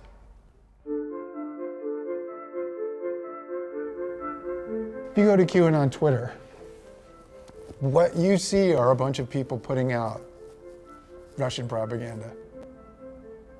There is zero negative information about Russia or Vladimir Putin. It doesn't exist. Why is it that China is the #1 target of QAnon? Why? Why is it China? Russian government-backed social media accounts began amplifying the QAnon conspiracy theory earlier than previously reported. That's according to a Reuters analysis. QAnon is everything they did in 2016, but better. That Vladimir Putin personally ordered a cyber and social media campaign to disrupt the recent U.S. presidential election. He's KGB. All they do are psychological operations. When the Soviets used the phrase ideological subversion, what do they mean by it? Ideological subversion is the slow process which we call either ideological subversion or active measures, активные мероприятия in the language of the KGB, or psychological warfare. What it basically means is to change the perception of reality of every American to such an extent that despite of the abundance of information, no one is able to come to sensible conclusions. When Soviets are running some clandestine active measures operation, like for instance planting some major story in the newspaper in France, West Germany, United States, elsewhere, Japan. That kind of article normally would be written by local, in many cases, prominent journalist who will express as if his own or her own opinion. You know, but it's also just people are fucking tired of it. They're tired of hearing about It's it. the perfect target for Russian intelligence. Between individuals, Americans, and Russia. Russia, Russia, Russia. Russia, Russia, Russia. Every single time you hear the word, there are objections. When they reported that the dossier was probably Russian disinformation from the get-go, what were they really saying there? And there used to be just objections from the right, and now it's increasingly objections from the left. You know, as someone on the left who's actually gone out and protested Trump, I didn't expect this hysteria to completely take over, but now I see. But the people running this operation are obviously Russian compromised. A Kelly File exclusive tonight on the conspiracy theory that came to be known as Pizzagate. Pizzagate came before QAnon. It started with what turned out to be a bogus news story suggesting that Bill and Hillary Clinton were running a sex ring out of a Washington, D.C. pizza parlor. It was the prototype. D.C. police say Welch fired at least one round into the restaurant floor. According to police, Welch said that he had read online that the Comet Ping Pong restaurant was harboring child sex slaves. The suspect said he was armed to help rescue them. On November 7th, the hashtag Pizzagate was born. And by November 16th, people started showing up at the restaurant to investigate for themselves, like well-known right-wing activist Jack Posobiec, who used a video camera to live stream his visit on Periscope. Jack Posobiec was pushing Pizzagate, and he was pushing QAnon in the beginning for a reason. Posobiec was good friends with all the people who actually started QAnon. Steve Bannon, Rod Stone, Ezra Cohen Watnick, Jason Sullivan, Lisa Klaipier. To you, this is maybe like a game, but considering that I myself and my staff receive death threats. It's not a game, it's not anything. Are you reading these things that people are writing? I can't control what somebody posts on the internet. And you're filming me now. When the first moment we stepped in, you know, the people sort of had that like super extra happy smile. This is your table. You're gonna have a good time. You know, there's little kids like just randomly sort of walking around, going back and forth from this curtain. He's good friends with Mike Flynn. Pizzagate has been pushed by Michael G. Flynn, son of retired Lieutenant General Michael T. Flynn. After Welch's arrest Sunday, the younger Flynn tweeted, "Till Pizzagate proven to be false, it'll remain a story." If there's anyone on planet Earth who is the most obvious Russian asset, it's Mike Flynn. We have known that there was a phone call between Michael Flynn, the National Security Advisor, advisor and the Russian ambassador to the United States. They admitted that. You don't have to look. You fucking Google. We're told that retired Lieutenant General Michael Flynn, Donald Trump's former national security advisor, was paid more than $33,750 by Russia's state-run broadcaster, RT TV Russia, for a speech in Moscow in December 2015. The U.S. intelligence community has long assessed that RT is a propaganda tool of the Kremlin, writing in its January report on Russian interference in the U.S. election that the organization... 2016, Mike Flynn starts talking about digital soldiers. Digital soldiers is the idea of an online insurgency, and that was his idea. He trademarked the term digital soldiers in 2017, 9 months before QAnon. Jericho was a city of falsehoods and corruption. On God's command, Joshua and the army of Israel marched around the city 7 times and let out a loud shout, and God brought down the walls of the city and exposed the darkness. Our Jericho march was born of a vision from God. We, the people, peacefully march, pray. The Jericho rally on December 12th, 2020 was the craziest fucking thing I have ever seen. This is war, and you better call it what it is, people. Satanism is out of the open. The Bible is fulfilled. Let's take over the country. For this general, we thank you that you have anointed him and appointed him for such a time as this. So we decree the spirit of the Lord and the freedom over this country, because God has brought it and has said it. So we bless the General Flynn and the It's just that it's weird. It's fucking weird. What? What do you mean this general, this guy, a general is like a Russian agent who psyoped the American, like, it sounds crazy.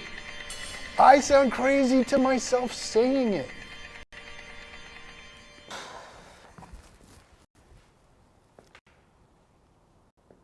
Does that sound crazy? I mean, yes and no, right? Yeah.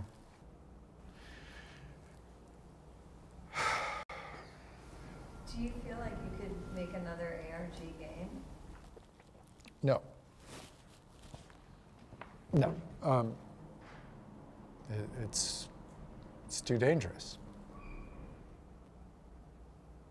The fundamental issue here is that the internet can be weaponized and there are no rules against it. 8 billion people are getting connected in ways that were never designed into the human brain, right? I mean, these social media networks are home for people. Facebook groups grew to at least 1.7 members. That And was until the social media I don't think there's anything fundamentally wrong with that idea. But we need a set of rules that govern society online like we do in the real world. Because here's the thing.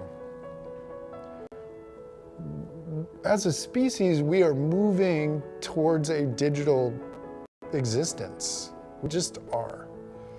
And we need to start treating the reality that is generated in our digital lives as seriously as the reality that is created in our physical lives.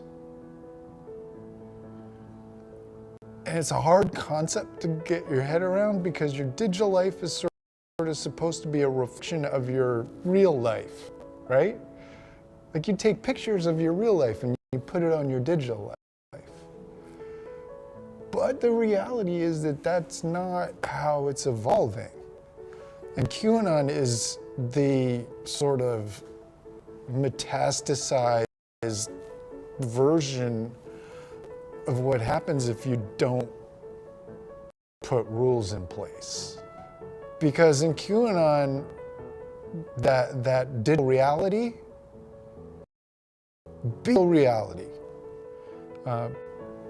Technology is not going to make our job any easier. Deepfakes, the erasure of truth, is part of the reason why I am so frantic. President Trump is a total and complete dipshit. It's going to be much harder to see what's going on with anything when your favorite actor or politician can be made to say anything. I trust you will have the very merriest of Merry Christmases.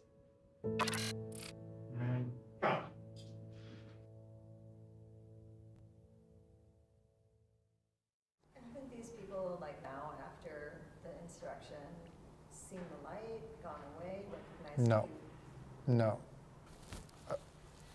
I knew, and my team all knew, two things. One, the cult was not going to go away, but that it was also going to be an opportunity to reach out. President Trump, if you see this, please save us.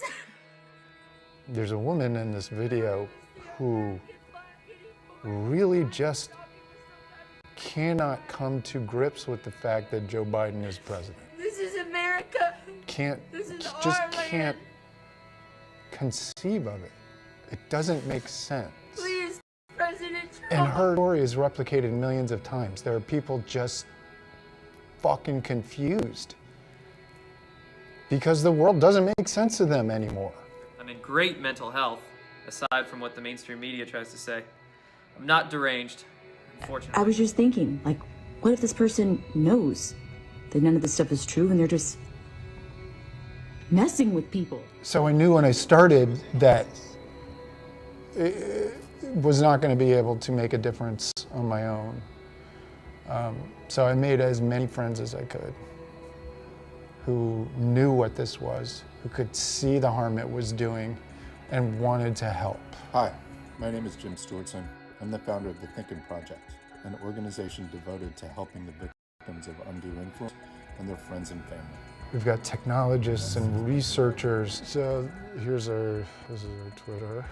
Mental health professionals. Helping people over 45 years, it's critical to figure out, are they really fringe? Are they One of the big goals for me is to take Dr. Hassan's work and the work of others and figure out how to put it into forms that other people can understand and then execute. Now we're organizing. It's the greatest psychological intervention that has ever happened on planet Earth. People need to get to work. We're a 500-person startup that started 6 weeks ago.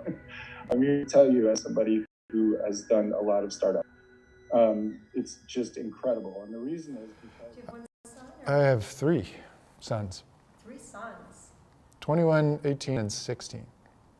What do they think of the work you're doing? They're proud of me. You know, they understand it. Maybe a little more than their mom. That's okay. That's how it's supposed to be. It's I mean, it's been an obsession, you know. For me,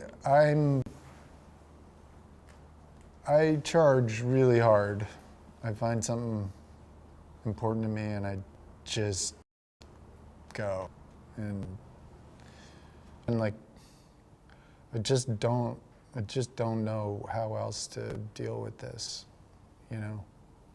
I don't know how else to deal with this information I have in my head about what's going on. So. And now you've found that some of the people who joined your team actually were infiltrators? We just started getting fucking harassed and attacked.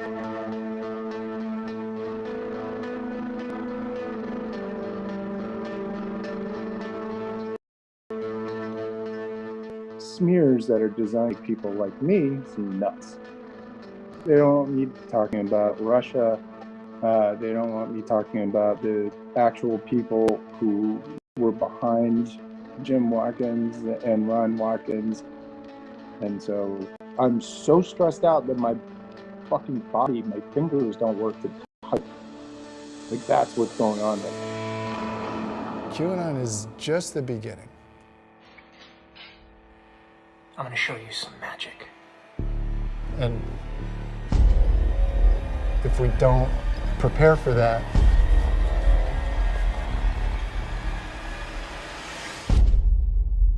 it's just gonna be the same thing all over again.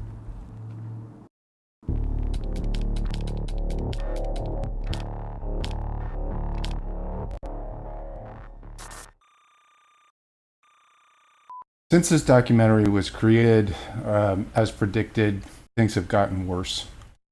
Leading up to the 2022 elections, it is incredibly important to understand that this cult, this insurrectionist force, has not stopped.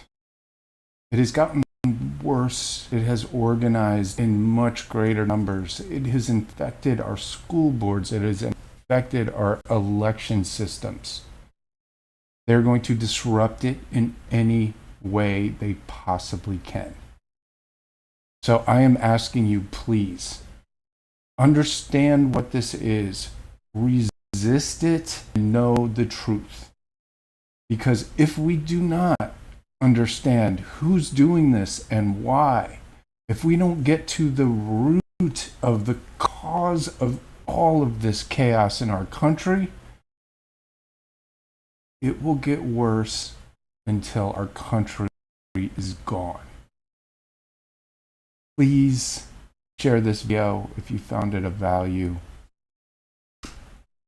Very important that we publicize the harm that's been caused and arrest the people who did this to America, to our fellow citizens, to our loved ones, to our family and friends who have been psychologically harmed intentionally by traitors and foreign enemy nation states.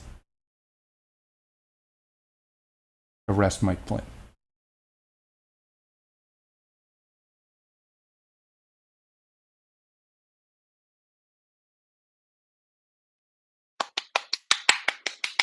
Oh my God, Jim, thank you so much. Oh my God. Oh fuck. Yeah. That's the third time I've actually seen that.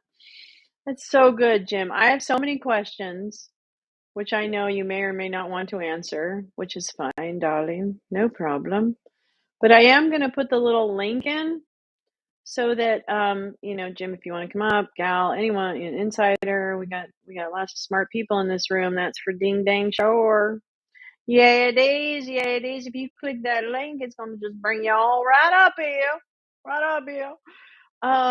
I do have a lot of questions, and I'm happy to just kind of jump into them. But here's why I think this is, while we're just kind of waiting to see what's next. Here's what I think is so interesting, because my real interest in this entire time that we're in historically is the radicalization piece, right? Because I feel like the radicalization that has already happened has gotten us to such a distinct point in the nation that dialogue is very challenging, right, to have. And as a purveyor of the convoys, I'm struck by the absolute inability to have a decent conversation, and furthermore, the layer of obsession with Q adjacent theories and thought patterns, but not embracing Q or Trump, which I think is the interesting iteration now that I see us moving towards. And my big hot button now is the I'm not right or left, like that whole freaking op. So I feel like those are just like most how the work that you uncovered and suffered, putting out into the world. And I also want to acknowledge that Gal was part of that documentary. I don't have all the information on that, but I want to acknowledge that Gal was, I think, involved in some way. So two very, very smart people. Two very, very, very smart people. But I think that what's interesting is that it's the radicalization piece, and furthermore the piece that there are members of the right wing who are using the grievance, right, that has been built up, especially over the last few years, to really boost their fervor to overthrow the government. But at the same time, they're not really going to admit that that's what they want to do. They just want to get us back to a constitutional republic, right? That's the current song. So, Jim, congratulations. Thank you. Holy moly, for letting me show your film and for coming tonight. It's amazing. Well, can you hear me okay? Yeah, pretty good. We'll see. Okay, Yes. good. I have it in and I'm unkempt, so I'm not. Oh, no problem. No problem, darling. It's the lounge. You just get to lounge. You don't have to be on camera at all. You might get a little warbly, but I think everyone can hear you. So we'll see if they get us feedback. But yeah. Let me take my. It'll be better. 1 second. I gotta get my list of questions. I wrote my questions on my weed bag. I know you'd be proud of me, Jim. Can you hear me? Yes, we can hear you. Did you hear me though? I said I wrote all my better? questions for you on my. Yep. I wrote all my questions for you on my weed bag. I'm honored. That's the exact purpose. Perfect to write It's those questions. recycling. Reduce, reuse, and recycle. Okay. You reminded me to smoke a little weed while you're asking. Well, that's what we do here. So we do at the lounge, right? It's actually required. It's required, darling. It's required. Soothe away. Yeah, okay, let me just. Well, do you want to say anything? Like, because that was a lot to watch your work again, I'm sure, and But do you want to say anything? No, I don't know. Itself, I guess. I do want to say people who've managed to gut it out over these last are very that have the to kind of hang in there through our pal Actually, Gal. Hey Jim, we're getting feedback. We can't hear you. You're cutting out. It's just the audio's cutting out. I don't know if it's a headset or might be better? me. Let's see. Oops. We're rolling. Hello. Okay, there you go. Let's try that. Me? Yeah, you. Okay. I thank you to the people out over the last 2.5 years. You've been doing it a hell of a lot. So, what being described here is war. It's information. There's nothing short of that, And at the time, 2 years ago, I, knew it was what the purpose of it was. But in the 2 years since, I didn't realize how dangerous, dedicated they are to of not only America but the idea of global of living as a viable system of God. That's what we're dealing with. So anyway, I think that's the frightening part for me is that I almost felt from looking from a distance, right? I was on the periphery. I didn't know about your work necessarily when you were actively in it. I came to know you of your work a couple of years ago through my friendship with Gal and the others, and just understanding the gamification, right, of all of this, and how that, like, that to me was not necessarily a trend that had been spoken about in the kind of normie space. Like, I would consider myself a normie in that regard.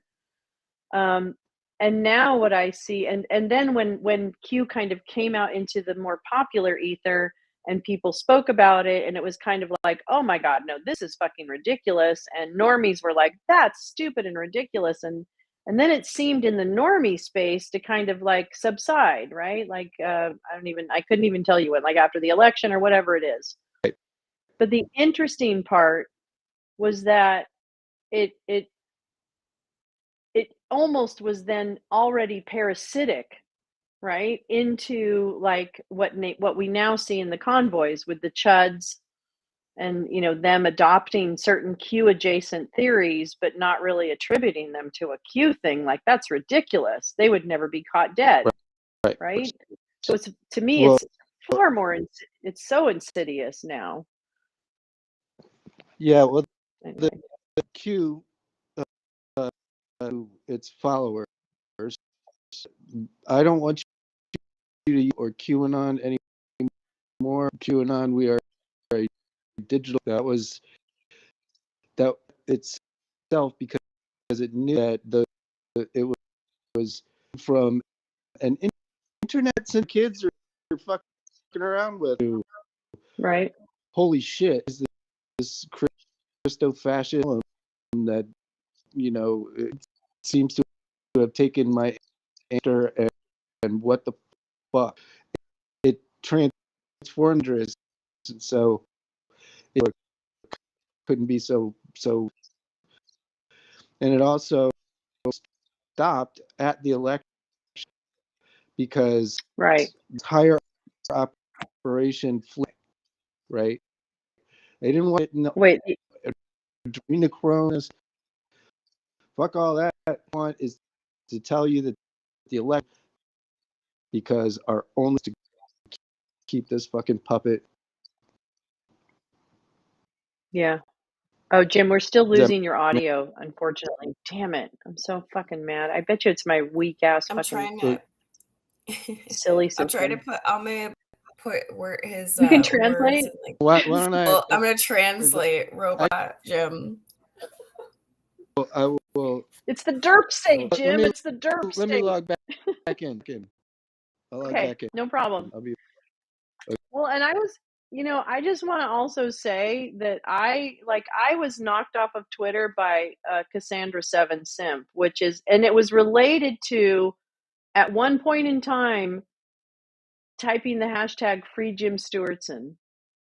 So by merely trying to get somebody's voice, just like back on Twitter, because I hadn't seen anything. I'm a pretty smart chick, I've been around the block a couple thousand times.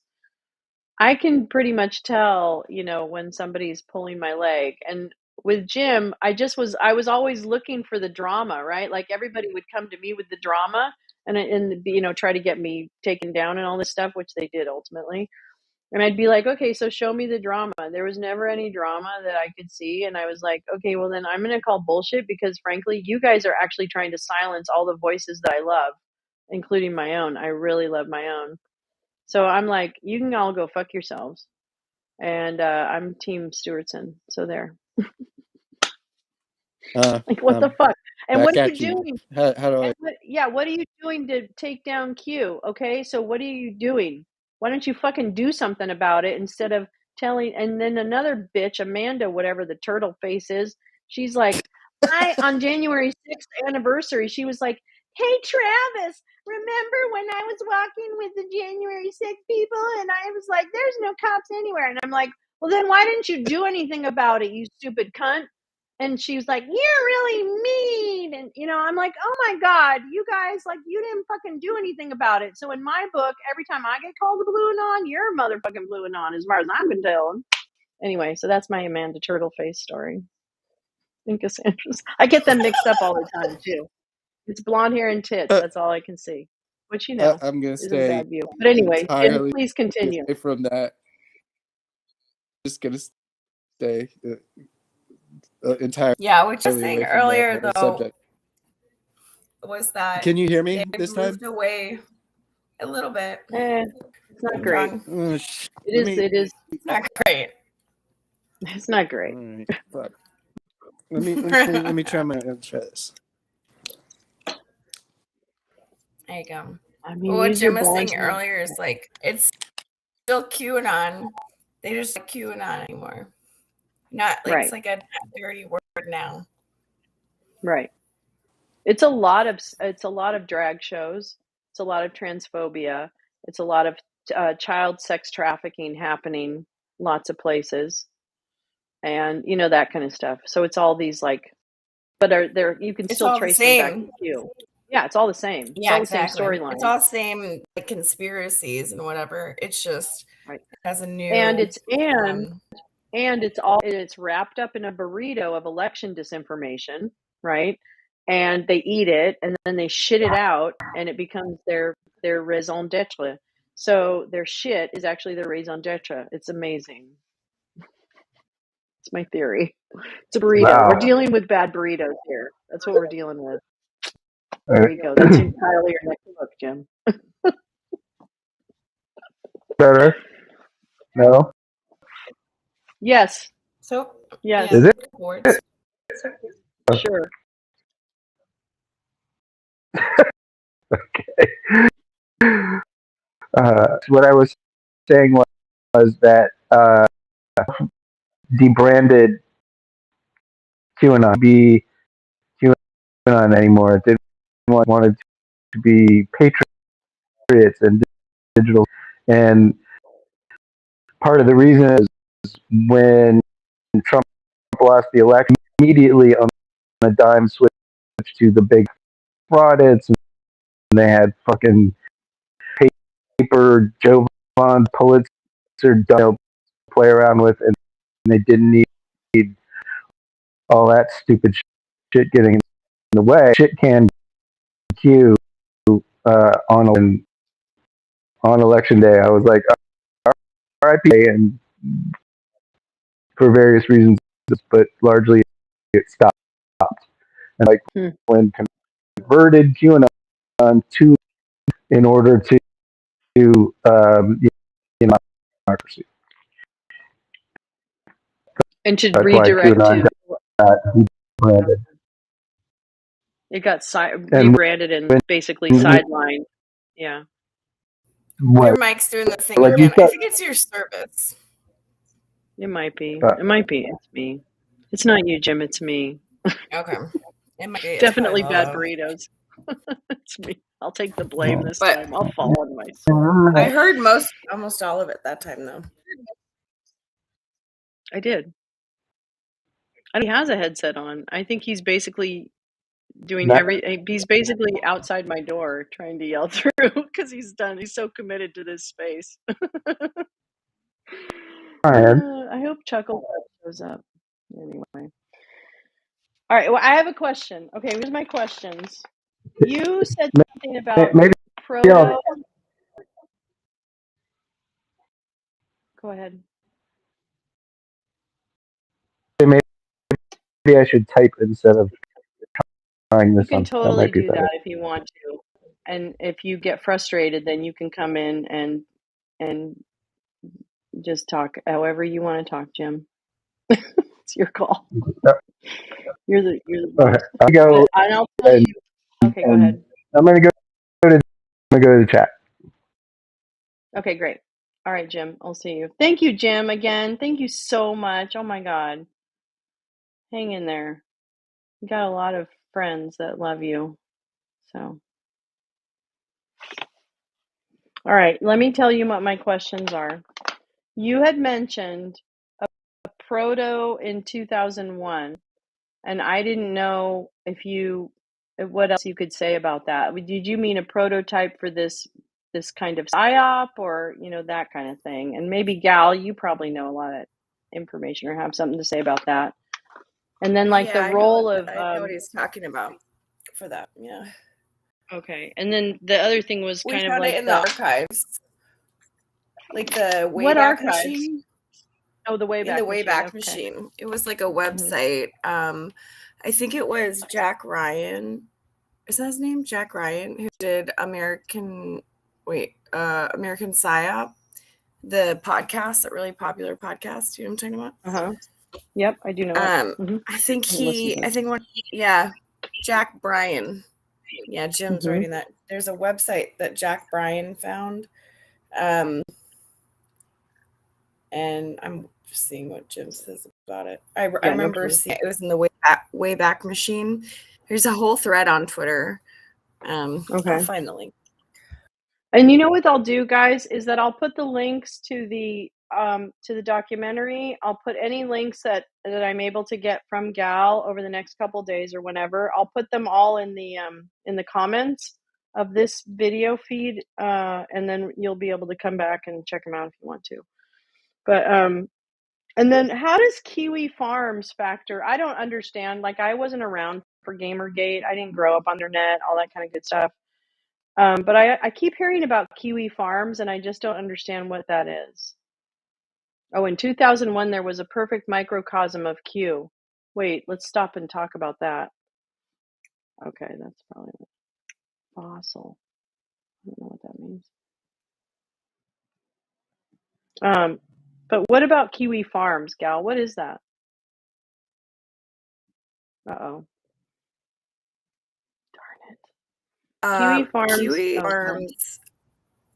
Oh. Ted has to say. Go ahead. You can read Ted's. Yeah, I don't know. Oops. Ted has, Kiwi Farms has a Gamergate. I have screenshots, but they took it down from the archive. The only proof is the rhetoric is what Blue Anon thinks comes from Russia, dumber than ODERPs. QDERPs. What? The only proof is that the rhetoric is what Blue Anon thinks can only come from Russia, dumber than... What are you, Dorian? Are you a nice person or are you dumb? I don't know. I'm too high and tired to worry about you right now. Anyway, because that was one interesting to me too. I didn't understand about Kiwi Farms. And let's see. What do we... Oh, I was going to ask about the mice, but then he talked about means. What is it? Income, all the... Is that just all like the compromise and ego?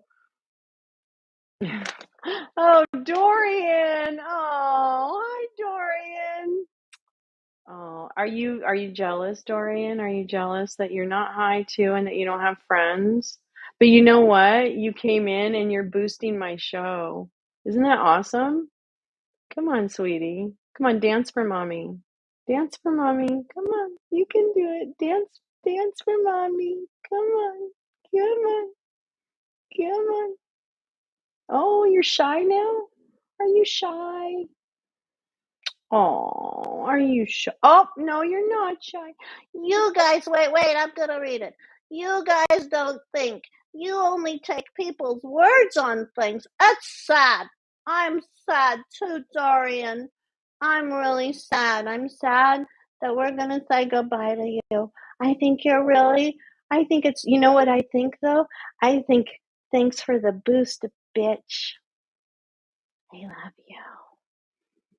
I love you. I love you.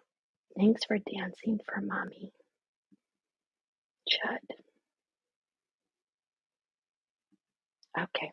We can continue now. He's gone. He'll go off the screen soon. Yummy! Yummy, yummy, yummy, yummy, yummy. Yummy, yummy, yummy, yummy. These are your balls, Dorian. Hunk, hunk, hunk, hunk, hunk. They taste like chicken. Anyway, Gal, you were saying? Oh, wait, I gotta hide Dorian because I kicked him out. Try harder. Anyway, we were talking about other things. Oh, the mice. The compromise. That was really So, because the thing about it is like compromise and then also distractions. Like George Santos is a distraction. What is the other thing I was thinking of? God, there's just too much with CPAC. All this kind of stuff. Oh my God. I have to believe that we're ramping up towards something so that there can be like some break in the chain. Like I dreamed tonight in my bedtime story that somehow it'll be like the Marvel movies where there's a blip and everybody wakes up and discovers, like how do we arrest Mike Flynn? How does that come about? Boy, it took the trolls like an hour too. What are they slow? They have to have their juice box and their cheese sticks? I don't know. I can. Yeah, they have to watch now. I already did that, Ted. Anyway. Yeah, I just don't know. I'm after watching the convoys, I can't really I continue to get a little more depressed, unfortunately, that these concepts are deeply embedded. And it's not that they're taking reasonable people necessarily, but it's making it really hard to have nice things. So, I don't know. Read your pinned tweet. I don't know what that means. He said not right now, though. It's boring. I'm sorry? He said not right now. Not right now. Oh, don't read it right now. Oh, it's boring. Okay, I'll read it later. No, I don't know. Oh, yeah. Wait, Jim's back.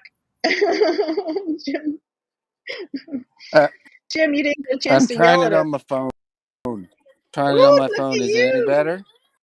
It's fantastic. It's just it's fantastic. A little bit better. Oh, I'm Thank so you, because glad. I'm a terrible interviewer. Let's go. Let's do it. I know. Let's do this thing. Oh shit! Fuck. Ask your first question on your weed bag. Let me get my weed bag. Well, no, those were my questions. Well, the thing is where do we go from Fair here? enough. I mean, where do we go from like fucking? Oh, god damn it! But I want to know where we go from here. I mean, like based on oh shit, he's having a lot of trouble connecting. Fucking damn it! It is the deep state. It's a derp state. It's Kevin McCarthy. Kevin McLeod. Oh, I didn't mute him. I kicked him all the way out. Oh, there he is. There. We're gonna catch him before he leaves. Okay, go ahead. I'm gonna shut up. Okay, am I here? Yep, you're here. Okay, good. All right. No questions a long time ago. So I know. I'm old, and you have to. I'm supposed to say now. Oh, that's really nice of you to say, but I'm older than you. But anyway, the point is, I was interested in actually. I would actually like to hear more about. I am older than everyone in this room times 12. But I would like to know more about the prototype and why didn't we know? Why didn't we know that this was? Well, who would have been in charge? Like, who would have been like at the wheel on this, messaging wise? Well, you mean 20 years ago? Yeah, I do. Well, that's a good question. But here's what happened, right? In the 90s, there was trying to get its shit back together, and they ended up giving the country to Vladimir Putin. And then all of a sudden, all this Russian propaganda started coming out in the and they just recycle the same shit that they've been doing literally. So like they had the protocols of the Elder Zion to spread anti-Semitism, 100 years ago, and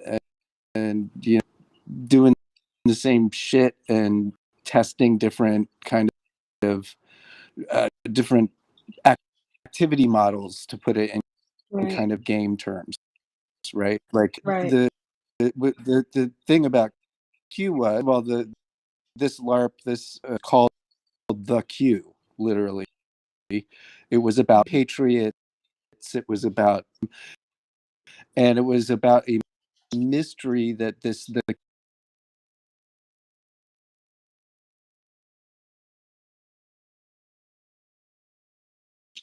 Uh-oh. He froze.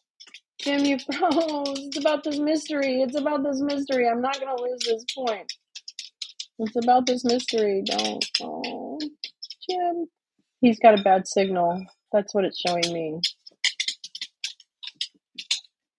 Danny, there'll be others. Don't worry. There'll be other trolls we can have fun with. We could play with our food a little bit tonight. It'll be no problem. Don't worry.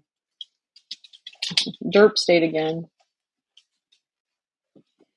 Because I'm kind of wondering, like, what's the part of like public education's role in this, right?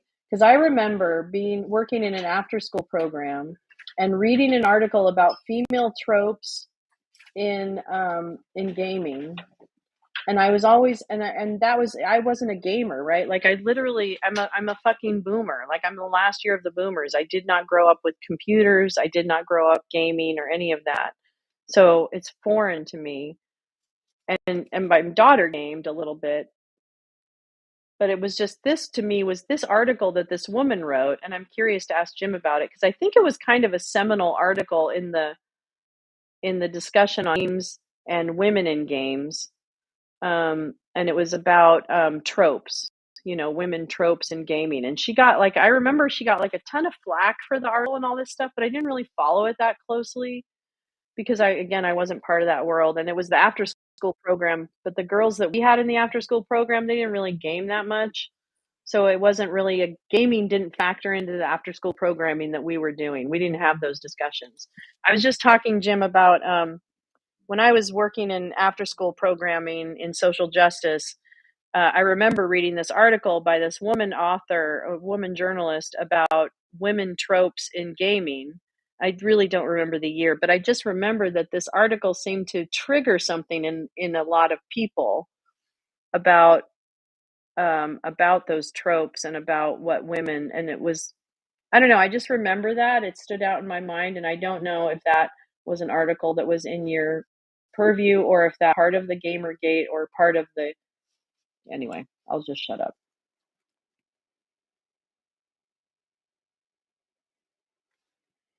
Lori K. Oh, what's the matter? We got another one, Jim. Jim! We got a little snack. We got a little snack. Jim can't talk because he's verklempt. Hi, Lori. Hi, Lori. How are you? What's the matter? What's the matter, Lori? He's been on YouTube 2 times a week, you stupid cunt. What's the matter? You don't have a remote? You don't know how to find it? You don't have to do, where the search bar is? Do you want me to show you? Okay, wait, hold on. Let me show you. Hold on. We're going to help you, Lori. We're going to help you. I'm going to show you. It's called a website. This is what's called a website. Okay? This is my YouTube. Okay? All right, wait. Oops, I think we've got Jim back. And oh, wait, who is that? Is that you? I think it's you. Okay, good. You turned your camera off. I'm just letting you know that. I have no idea who this is, but we'll probably kick them out. No, it won't. I'm just kidding. This is fun. It is like a Thunderdome. Yeah, baby. Yeah, motherfucker. I got mad and I gibberish, and it came out with HFG high ring noise. I fucking love it. I fucking love it. I fucking love it. Well, we've got a little snack on the menu. Lori, meet Lori K. Lori K doesn't know how websites work, and so I'm going to do a little remedial training for Boomer Lori while we all get settled. So where are you, Lori? Where'd you go, sweetie pie? Okay, hope you're paying attention, darling, because I'm going to help you out here a little bit. All righty. So this is what's known as a YouTube page. And it's a great YouTube page. This one happens to be mine. My daughter did this. It's based on the woman who was on my father's B-17 bomber that flew over Germany in World War II and got shot down. And then he was in a prisoner of war camp for over a year. I'm going to be reading some of his stories about that time soon. But anyway, I digress. So this happens to be my particular YouTube page with this very funny content on here. I wear a dinosaur suit sometimes. Sometimes I put on beards and act like I'm a truck driver. And I do that once in a while. And then I record hit songs with my friends. Oomph is my friend. And then I have this thing Laurie, you won't fucking believe this, what I have here. It's amazing. You don't even have to fucking look. You don't have to search. There's the search bar in case you do want it, but I know typing's hard. I get it. So if you want to be a lazy cunt, then I want you to go ahead and just use your little fingers, the same fingers you use to touch yourself, and I want you to clean them off, and then I want you to scroll, and then, oh my God, look at, what the fuck? Who's this? Who is this? Well, what? Who are these? Who are these clowns? Let's take a look. Let me just play. Let's see who's on this show. Who's on this show? Who are these people? Let's see who these people are. Well, they'll come up soon. Well, what the fuck? Who the fuck is that? Laurie! What the fuck is... Do you see what... What's the date on this? This has to be 17 years ago. Hold on, let me check the date. What the fuck is this? What the fuck? Jesus, Laurie, this bastard's on fucking YouTube all the time. You can't get off of fucking YouTube as far as I'm concerned.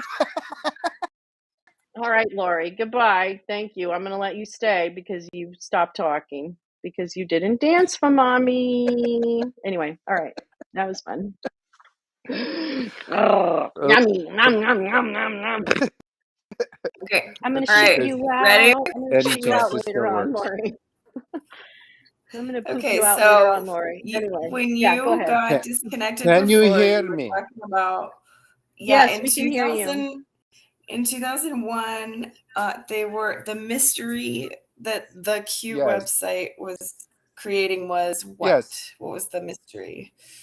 And which is weird because it was 2001, a long time ago, but also the new Q was, needless to say, very focused. I'm just saying, like, the whole thing, it wasn't lost. And there are apparently other websites, I couldn't find them or whatever, but it was like a little ARG being alternate reality game, if you watch the documentary, and a LARP in the middle called Q that was telling stories about Hillary Clinton, and that was just, it's quite obvious that there is a slide chain of transmission. God knows what it is. It could have gone through. I'm not saying it was like some 25-year conspiracy to make Q. It was just like that idea was circulated, over 20 years ago. God, it's just, I feel like all of the things, all of the institutions, right? Gaming, Tumblr, right? I remember my daughter was way into Tumblr and all that, and there was a lot of like There's a lot of role play bullshit kind on of, there. right. They would take the canons of different stories and then rewrite them, fan fiction, all that kind of stuff. I remember that was her particular corner of Tumblr kind of thing. So I just think I think it's fascinating how all of this stuff and just really that while we've had the conversations about violence, right? Oh, GTA is terrible and all this kind of stuff. We haven't had really, and I remember just that article, like her talking about female tropes and how they could be damaging, got like this incredible blowback, which was like almost unexpected. And just how, as an educator, I feel like terribly asleep at the wheel, not discussing games in the K-8 or K-12 rather structure. And Lori, if you want to, Lori says you want to insult instead of help educate. Oh, a grievance. She's got a grievance. Well, let me tell you, Lori, what I just did was educate you, sweetheart, because I taught you how to use the fucking YouTube website. So why don't you take your crusty little cunt and go scrape it somewhere else? Because frankly, you've done enough to boost my show, bitch. And that's great. Thank you for the boost, bitch. Now you can cash app me, ho. And this is what I'm going to do. I'm going to put my cash app in there. Jim, what's your cash app? I'm going to put yours in there too. In fact, I'm going to put fucking everybody's. Everybody fucking drop your cash app because Lori's going to pay us because we just fucking gave her an education for fucking free. So tip me, cash at me, ho. Fuck you. God, man, I'm so tired of these chuds. You're why we can't have nice things, Lori. Jesus Christ, Granny. Anyway, but we Messiah. Make it rain! Make it rain, bitch! Oh, they just don't like me. They don't like me. They don't like us, Jim. No, Although I'm gonna yes, say, yeah. Jim, I've had a lot of fun at your expense saying that I am more scary to Elmo than you are because he will not let me back on Twitter. Yeah, yes, I think he only paid attention to, a certain amount or whatever, and everybody else he didn't give a shit about. Unless it's I like understand. in which case he'll, jump. Like, for I could have example, pretended to be good. Andrew Anglin, the head of the Daily Stormer, asked Elmo is back on, and Elmo was like, "Sure, that sounds like a fucking great idea." God, I just could have pretended. I He guess if went I was a on better Twitter pretender. Spaces and did Holocaust denial of hours, and then they kicked him off again. This is amazing. Well, Jesus. yeah. Okay, folks, this is your weekly reminder to stand up to Nazis, okay? So I'm going to tell you right now, anytime you see Nazis or Nazi sympathizer or chuckle cucks or redheaded ginger Nazi types, simpies, or Matt Gaetz lovers, or any of those people on Twitter, or any of their simp adjacents, you just need to tell them to sit down, shut up, and get the fuck off of the bird, because nobody needs their bullshit around here. We're done. We're done with them. Fucking done. I'm fucking done with Nazis being able to walk with impunity. Unfortunately, they are in a way is the thing, right? I mean, the Nazis just fucking went to South Africa, and guess what? Of them are now, being Nazis in Silicon. That's unfortunately how that works. You go to South Africa for black people, and then come to America and exploit everybody here. It's fucking awesome. Sorry, I'm being No, it's fine. This is the lounge. You get to let your hair down here, Jim. I did want Nobody pays attention to my feeds. No. Okay, I did want Patty Cord, who said something really smart, and it's important to highlight. Misogyny, red pilling, it's all at the same. It's a bunch of fragile incels who got all this shit started. Who've been chasing me around for fucking 2.5 years? The biggest incel ever in kind, right? That's not an accident. Gamergate, all of these sociopathic ideologies, which as a practice, as a process, erode your empathy away from you, all stems from that sort of core explosion of hatred, and it came directly out of the incel movement, and then moved directly into, and also, the converse on the left, the chopos and all that bullshit. But it comes from misogyny. And does it also, so something that I was thinking about too was like the Hotep movement, right? The rise of that movement. Like all of these movements that were the Western chauvinists, men's rights. Like I was always watching Jaron Jackson, right? That fucking asshole from Oklahoma that's like the men's rights bastard.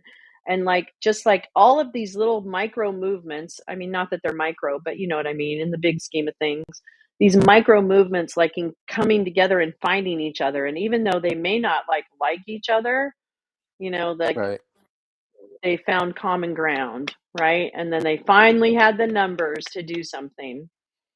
But I'm going to tell you again that the convoy tried to drive across the country 3 times and they ended up getting smaller every time. So they gave it a shot. Yeah, well, those are hard, right? I mean, you're basically trying to except with, like losers. Let's follow the Grateful Dead, except for like, awesome. Let's do that, right? Like, eventually that shit is gonna wear out. Is the online stuff, right? And that's the whole problem. Is fucking trucker to be a MAGA chud. You just go to Telegram and every single day get deeper and deeper into this fully different reality than everybody else lives in. It that makes it all different. We've had dumb masses running around doing weird protests and Occupy and all kinds of shit like that. What's different now is the entire internet, to amplify it. Yeah, exactly. And the other thing I was thinking about was it's not as much the messaging is there and certainly 24/7 and it's real easy to find, right? You don't have to go deep on the net to find this fucked up shit. You have to go to Stu Peters on Lindell TV. Like it's not hard to find. It's a Google away. And that people are really focused on certain message channels, right? So like my brothers and sisters who are older, they're boomer generation, they're not on social media per se. Right. So they never really got the radicalization piece of it. But now they think I'm fucking crazy. Right. You see what I'm I mean, saying? Like, are they Fox? Because Fox is now. no, they're not. They're Okay. leftists. Like they're okay. leftists, like college, like engaged. It's weird. Why do But they they think think you're I'm crazy? crazy. Like the whole it's. I think they think the whole Mike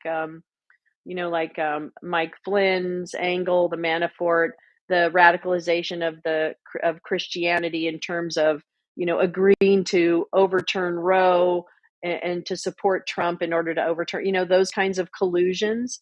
It's not that they don't think those exist; it's that they think those are distractions. Do you see what I mean? So it's almost like the story for me hasn't been told to the normies. That's all. No, that's the entire.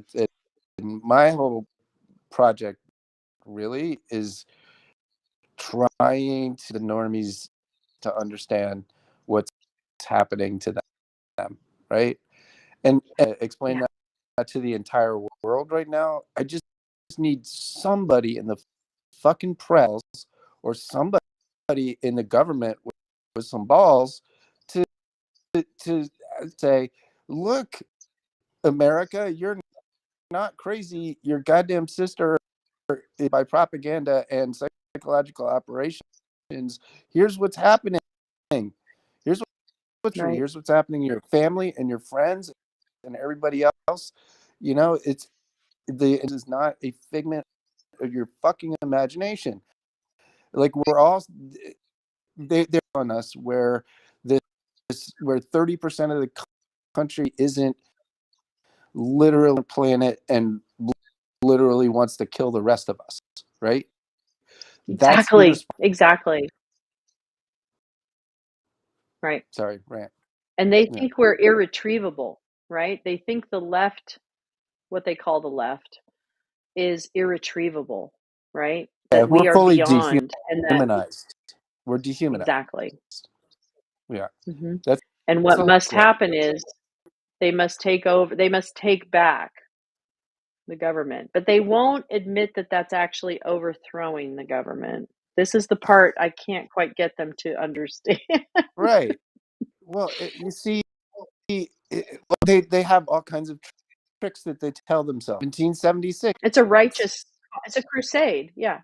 Yeah. Well, because you say 1776 American, except the part where it was overthrowing the existing government for another like you can't escape that part, except they like you people just wearing 1776 shirts. Unironically, I'm proud of my country, but we need that again. We need a violent overthrow, and they're they want to take us, and the King George or whatever the fuck. Right. They want to take us. And they want to take us there. And equality, and so what's interesting about the convoy is that you've had a peek into men who have been forced to put words around what they actually believe, right? So the convoy leaders, like this David Riddell, they call him Convoy Santa, whatever, blah, blah, blah. He's a Proud Boy from Ohio. And he is currently the leader of what is called the 1776 Restoration Movement. And that is it is basically the denouement of the convoy, right? It's what's left. It's the shit at the bottom of the bottle. So he is basically, his organization, which is an LLC, okay, it's not a nonprofit. His organization is designed to restore a constitutional republic and restore moral society and redress of grievances to the government and to the church. Interestingly enough, the church is thrown in there. So it's really, well, there's a bunch of those, right? That has the American National Movement. What the hell is the name? Is that the American, the one who's like the Dr. Paul Alexander? No, it's the State National Movement. So basically, you can renounce and so Ann Vandersteel, Natural News, like 1,000 major pro-Putin propagandists, also Flynn's ally. What the fuck was I just talking about? Side piece. I'm old. Convention of States. Yeah, the Convention of the States. Actually, it's the National Divorce. The National Divorce. So the State National Movement, which Ann Vandersteel is part of, which is very much the same idea as renounce your citizenship to the United States, and then all of a sudden you're only subject to laws instead of laws. The idea is Ahmaud Bundy's thing. Is it like a sob sit type thing? Like it's similar. Okay. Yeah. Well, good night, Marie. Oh my God, it's got to be like 5 in the morning for Marie. Marie and I spend early mornings together and late nights together. It's just the way we roll. That's awesome. Good night, Marie. So then the do this convention, convention of the states, where if you can get 2/3 of the states together, you can really do anything you want with the Constitution, right? It becomes just like you need a Constitution at this point, right? You just add whatever the hell you want, like. Fuck right. Or take stuff away. Yeah. Or got about the governor. I still can't believe that's real. Yeah. What is the other thing? They don't even like oh fuck, what was it? Oh shit, now I can't remember. In fact, it's interesting because a couple of the chuds were having like this meeting at a Howard Johnson's just about Convention of States. And I was in their chat asking them all these questions. I finally did get banned from the chat, but I did manage to get in a couple. I'm like, so what happens next? Tell me what your vision is after this Convention of States happens. And let's say they agree on it, right? Let's say that's what happens. Tell me then what, and it's like, you're a troll. I'm like, oh man. Yeah, I know. I was asking you what would happen. Take much. It doesn't take much. You have to be very exciting. No, and and the other piece, and this is, I mean, we can leave this, but I mean, I think that what I'm struggling with, Jim, is when I am in the situations where we can have dialogue, because one of the things they bitch about, they being the chuds, I just kind of use them as a group, a monolith, if you will, But one of the things they complain about is we can't even have a conversation, which is true. We can't. I'm going to be honest. And I'm actually probably the worst person for them to try and have a conversation with. But I mean, what are your observations about the big milestones that can get us, like, especially in this next kind of couple of years when we're in a election cycle? On the ground, like, what should we be sharing and doing? And I mean, your film, obviously, but And social media. And I mean, it's information, right? Like here the problem is that there's blind spot. There's this fear of certain topics pervades the press and the government, right? And part of the reason, in my opinion, that our justice system is moving so tough is because there isn't the popular understanding about the insane, just like historic criminal, right?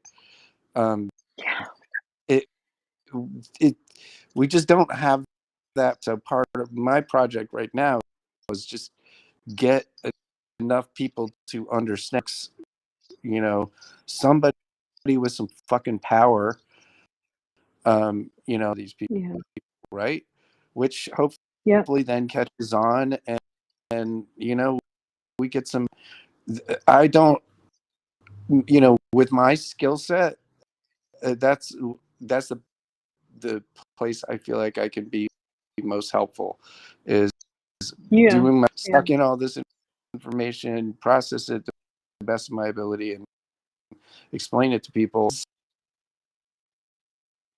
I wouldn't understand it. I wouldn't understand how we got here without you and Gal and Fog and Tina and Jay Rance. I mean, I wouldn't even begin to understand how we got here and how we get out of it. And I think we get out of it through humor. I think we get out of it through the storytelling. And that's why I think your work is hugely important. I hope I didn't cut you off, but I think your work is so important because, again, without the work that you've done to document how we got here, we can't change hearts and minds. And I think importantly, over the next 2 years is the normie population, because what we're going to start losing is the middle. I think we're going to start losing the middle because they're going to be drawn into the chasm of I'm not right or left, which is the bullshit fucking op of the fucking century in my way. I don't know if we lost you forever, Jim, but I am going to wrap pretty soon. I poor Jim, he is not being paid for this interview other than in trouble. But hopefully he enjoyed having hopefully he enjoyed having some of the trolls executed on his behalf. Here he is. But I think that, I mean, that's what I want to do. I want to create places for humor, and I want to try and figure out ways that where I can support telling the story of how we got here, because I think over the next 2 years, if we can really start to impact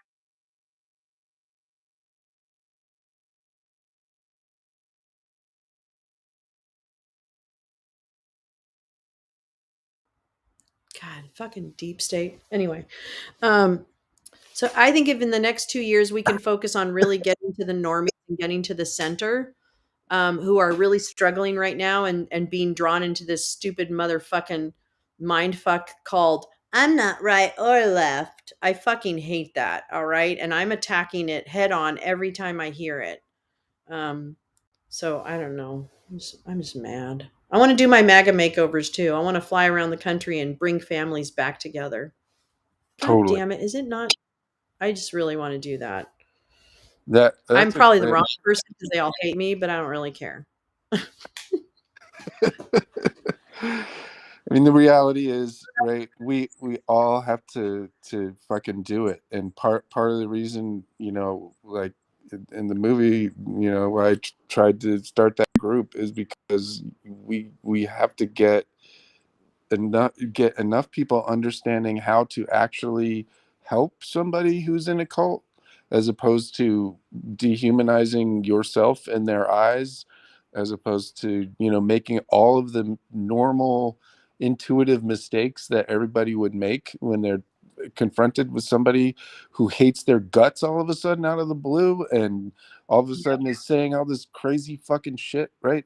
Like, people, that's the thing I always that keeps striking me is, for every person that's been sucked into this thing, there's dozens of people who are traumatized by that person being gone, right? They've been kidnapped. It's like a third of the fucking country has been kidnapped, and we're all just like, wait, It's the blip.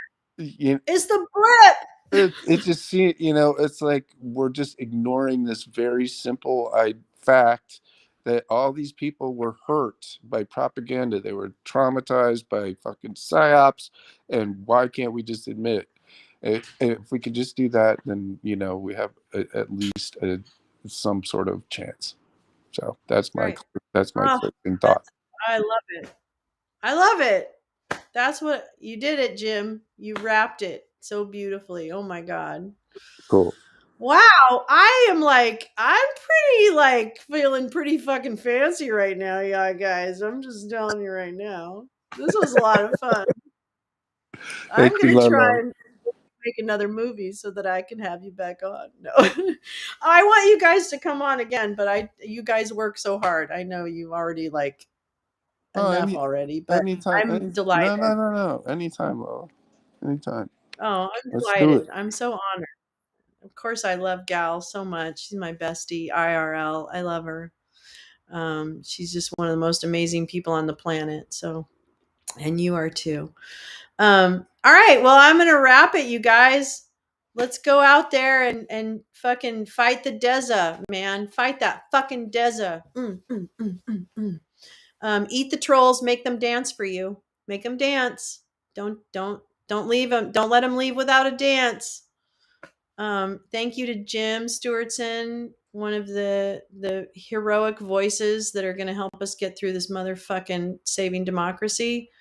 Thank you to Gal Suburban, who's also helping us save democracy. Holy moly.